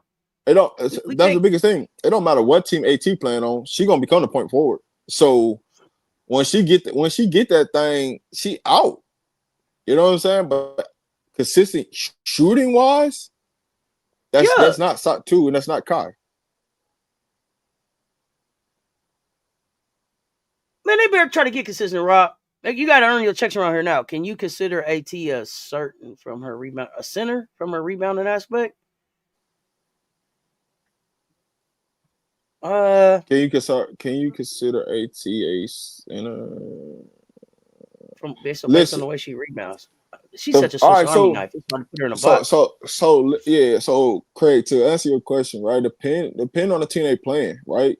If you're talking about them playing the Aces, when they move Asia to center, you can move AT to center, you can move Satu to the 4, you can move Kai to the 3, and you can go put somebody in the 2 and the 1 spot. Depending on the team they playing. Like in some aspects, she can play the 5. But if you're talking about them playing Atlanta, nah, that ain't gonna work because they got BG and Bree Jones at the same time. You know what I'm saying? It ain't gonna work. So it just depends on the matchup, who they playing. They playing Seattle. Could she guard Izzy? Yeah, she can guard Izzy. Satu can guard Nneka. It just depends on who they playing in the situation of game to game. Like some games she's gonna play the center. Some games she's gonna be the forward. I mean, she's gonna be at the 4. It just depends. Yeah, Valks Mercury coming up in 27 minutes. For sure they are. Kennedy Carter should be playing in the W. Rusty, we talked about that earlier, and I think what Rob basically said was that if Kennedy really had wanted to be in the W, she could have pressed the issue to be in the W. Yeah, she would have hired a different agent. Kennedy appears to, Kennedy just went to China and got treated like a rock star. Like they was dropping her off at the game in limos. She made at least $1 million plus, I believe, like $1.5 million, something like that. I think I heard them say. And then she signed up for a bag in Mexico. So just think about it. She's living La Vida Loca, baby. Just think about it. You just made $1.5 million, and you come back to play for $120K. I just got $1 million, and you think that you finna disrespect me and play me $120K, and deal with the bull crap? Nah, I'm good. I don't know Kennedy's agent's name, but I believe that Kennedy's agent is the same agent that Malaysia Fuwali hired. Listen, what I'm telling you is if Kennedy would just go and sign with Rock Nation or Clutch, she'll be back in the league tomorrow. But that ain't what she wants. She's trying to get her bag. Hey, listen, she probably gonna end up making about $3 million this year. While everybody else in America, salary wise, gonna be less than $250 because everybody making less than $250 for salary wise. So she's made about 4, 5, 6, 7 times more than what somebody else would make in the W right now. Mm-hmm. And having freedom to do what she want to do, and laughing at people because they getting fined by the league for stupid stuff. Like I said, she living La Vida Loca. Yeah. Down in Mexico, baby. The AT getting fined for every technical foul she picking up. And she ain't studying what they talking about. Once she see the league the next 5 years, she gonna want parts. But at that point, Craig, in 5 years, right? Let's say in 5 years, Kennedy's like, yep, I want back in the league. Could she still play at a high level in 5 years? Probably, if she keeps herself in shape and she doesn't get hurt. But in 5 years, she could have made $15 million. He just said she probably gonna make $3 million this year. So in 5 years, if she decides that she wants to come back and she'd have put $15 million in the bank, so what? Come on back. I make $250,000 or whatever they paying at that time. I think that'd be over $1 million, but we'll see. But all right, so to answer AB's question, because I don't think I answered it. With the new CBA, is the rosters expanding? Yes, the rosters are expanding. They're supposed to go to 15 man rosters. And they're also adding more games. So you've seen an increase this year from 40 to 44. When these next two teams come in, it's gonna go from 44 to 48. Another two teams is going to end up going to 60. So they're gonna be up to about 72 games by the time it's all said and done to win a championship. So you're talking about 72 games, more money, more advertisement, more endorsements, things like that. So you're going to see a lot more. So you have to bump the roster up because you're talking about a 72 game season, and only have 12. And you're talking about a hard salary cap. That's going to be tough to deal with. So they're going to have to bump up to 15. All I have to move. Let's see. Could we start seeing next gen talents just straight up ignoring the W? If the W don't get it together, I literally just talked about that earlier. That's what I talked about earlier. It's like, hey, for what? If you only gonna pay me $250, right? I can go overseas and get $1 million. If they didn't come with this dumb rule about the W, about how you can enter the draft, you gotta have this 4-year degree. I promise you, Juju probably would have left and went overseas and played and came back. But you gotta have a degree. That, Rob, think about how many years you got to play in the W before you even get to the $200,000, $250,000 mark. Like you got to sit at that rookie salary, that's $75,000, 4 years. Then, meanwhile, you just said Kennedy made 3 M's this year. Yeah. So for what? Yeah, I don't get it. But listen, she came in averaging 17, right? And then she went overseas and got a bag. Then she came back and she leave. So imagine like she collecting $1 million every time she leave out of the States and goes to work. She collecting $1 million, right? And this was her 3rd time, so she done made $3 million for some of these people that ain't even got sniffed $3 million yet. Ain't even sniffed $1 million yet. Ain't sniffed $250,000. As far we're not talking about NIL deals. We're not talking about endorsements. We're not talking about none of that. We just talking about what does the direct deposit from the WNBA say? That's all we talking about. What that direct deposit hitting like. Jardine is Kennedy's new agent. He also has Diamond DeShields, Camila Cardoso, Zaya Cook, Erica Wheeler. Erica Wheeler ended up with a hell of a deal. Every time I say Erica Wheeler name, y'all say I want her to go someplace. But Erica Wheeler is paid. Far as WNBA salary money go, one of the highest up there. If Fuwali, Juju, and Ken get together down in Mexico, me and the fam going on a road trip. I heard that goes. I heard that. All right, so peep that out, right? If that's her new agent, tell me what star player she got on it. Tell me what star player her agent got. Right? Bam, perfect. Like I said, if she wanted to be in the league, if she goes to a top dog, which is Rock Nation or Clutch Sports, she'll be back in the league tomorrow. But I don't know if she really. I think she pushing for her bag more than she pushing to play in the W. Where you gonna get a bag at? And you got to deal with the headache. Go overseas. Simple. Run me that bag. I see over on the Instagram. What's up, fam? Erica Wheeler up there with the cardio runners too. Yep, making $250,000 for that cardio she doing. $250,000. Light work. $250,000. And ain't even playing deep into the playoffs or nothing like that. I don't even know if Erica Wheeler get up off the bench with that direct deposit hit. Here's the thing. I don't dislike Erica Wheeler as a player. What I feel like y'all say is that she's not worth the amount of money that they're paying her for the impact that she makes. But I watched Erica Wheeler be the MVP at the AEBL. She still can hoop when she want to. When she gets the opportunity. What you got? Erica Wheeler's a hell of a fucking practice player. That's what I'm gonna say. Man, don't do that. Don't do that. Don't do that on Erica. Don't do that. Don't do that. You said they need the practice players on the road. Yeah, you need the practice players. Hey, listen. Get out there. I need you to be Juju. I need you to be CC. Hey, listen. It's called first pick. Okay, thank you. I'm gonna check them out. She ain't the only one. She ain't the only one. What? Look and see it. Sid, you know how to collect that goddamn check too now. Y'all stop doing shit. Y'all stop doing shit like that now. Stop that. Stop doing this. Stop. All that time yesterday talking about see it this, see it that. Leave shit alone. Sid's still collecting the check. Hey, listen. Give me a glorified practice player to understand a glorified practice player role. It could be the best cheerleader. It could be the hype man on the team. Hey, we need that now. When the energy low, I can count on her. Know how to be professional. Ain't gonna be in no scandals. Ain't gonna cause no drama. Gonna be on time. Listen though. You know, Sid money hitting right when she can help start a whole league. You know that check hitting right when she can she can start a whole league. She started, you know what I'm saying? And listen, it's a league for all the backup players to pull up to. Come on now, what we doing? Exactly. Yeah, in 3 years, the cardio runners will be replaced, Benji, baby, and that's what I don't think people really realize. Like as this other top talent starts to come into the league, these old folk, hey, shake my hand, move around. It's coming for him. Sid better than Bell now. Sid better than Bell now. Yeah, Sid is also a great vibe in the in the locker room now. Hey, I ain't gonna hold y'all up. Sid funny as hell. Sid fun.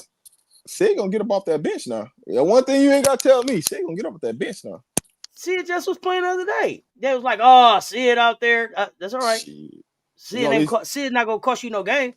Yeah, she gonna at least get up out there now. And she gonna dance with it. Why she out there? Fever fans already coming for Coulson. What they coming for? Hey, listen, they said she was the hottest. What Coulson did? They said she was the hottest thing smoking when they signed her now. World's better than Bell. She's actually ready when called. I don't consider her a cardio runner. Sid is only a cardio runner now because of the time that they put her. Because of the times that they put her in the game. Yeah. I don't think Lexi Brown gonna be next. If Lexi figured out her health condition, Lexi Brown is still a sniper. It's still some place in the WNBA for Lexi Brown. If she can figure out the Crohn's disease, shit. Lexi a sniper. Don't get it twisted. Yeah, I ain't gonna let you talk about Lexi now. That's the eight now. Lexi now. What did that have to do with what we was talking about? See, because that wasn't your basketball. That wasn't your basketball voice. That wasn't your basketball voice. What just happened right here? That was almost a Shakira Austin tone I heard. Lexi gonna keep a job now. She gonna have her job. She gonna get about that. The crazy part she can shoot it now. Lexi, but the crazy part is Lexi is a second generation. She's a second generation professional ball player, right? So it ain't even about the money for her. Like Lexi really hoop. No. She really can hoop. The only thing that's, like you said, the only thing that's holding her back is just that Crohn's disease. Now, if she didn't have that, or she was up off of that mono. Now, she ain't got those two things. Now, she good. Mm-hmm. I like Lexi. Oh yeah. Listen, I like Lexi is a sniper. I can't hold her up. I can't hold her up. I get frustrated with her sometimes when she on Gil's show and everything because I'll be like, Lexi, say it. Lexi, say it. But she be afraid. She be afraid to say that stuff on Gil's because she don't be wanting to backlash from the league. You know what I'm saying? Because she actually in the league, and so she can't be up there like Miko can. Miko can just say whatever the hell she want to now. Miko get you in trouble. whatever she want to say. She like it. What? Flame thrower. I got something to say. Hey, she ain't tripping. Miko get you in trouble now. Hey, leave Miko alone now. She gonna get you in perfect trouble. I don't understand exactly what Crohn's is, except that they said it like she could be feeling good and then it could just like the bottom could fall out that thing. Yeah. So I don't know what Crohn's is, but that has to be a hell of a challenging thing to try to deal with. When you're trying to be a professional athlete and then have a team count on you, right? Like, yo, I'm ready, and then I ain't cool. So she said it's a GI issue. Okay. The crazy thing is though, she be in the best shape though. It ain't like she out of shape or nothing. She be in the best. She be in good shape, and it just happened. The interior lining of your intestines is messed up. Can't digest food. Is that? I mean, is that like? Is it like eating dinner? Is that eating different? Man, that's crazy. That's a hell of a thing to have to deal with. I wouldn't want to do that. Wow. So I mean, I'm just glad to see Lexi healthy because again, sniper. But and I couldn't tell if Lexi was just if she was mismanaged at the Sparks or it was just the Crohn's disease that kept her from being able to really blow up in LA? Man, you know what it is. Goddamn Kurt Miller out there. Don't say Sid was turning it over. Stop. Or random too. Okay. E. Wheeler was off the bench before her. Man, you gotta earn this money. We tried to just hand you $250,000. Come on now. Yeah. We know Lexi's father is Dee Brown for sure. Very painful. Messes with her energy. I can see that. Well, all right, y'all. Hey, listen, if you're not a member of neither one of the channels, man, you better become a member today. Because tomorrow we're gonna have a special edition of the platform on a private live for members only. Members only, baby. Members only. So, come a member today. Check us out tomorrow. You know what I'm saying? Cess will be back. Will you take some shots?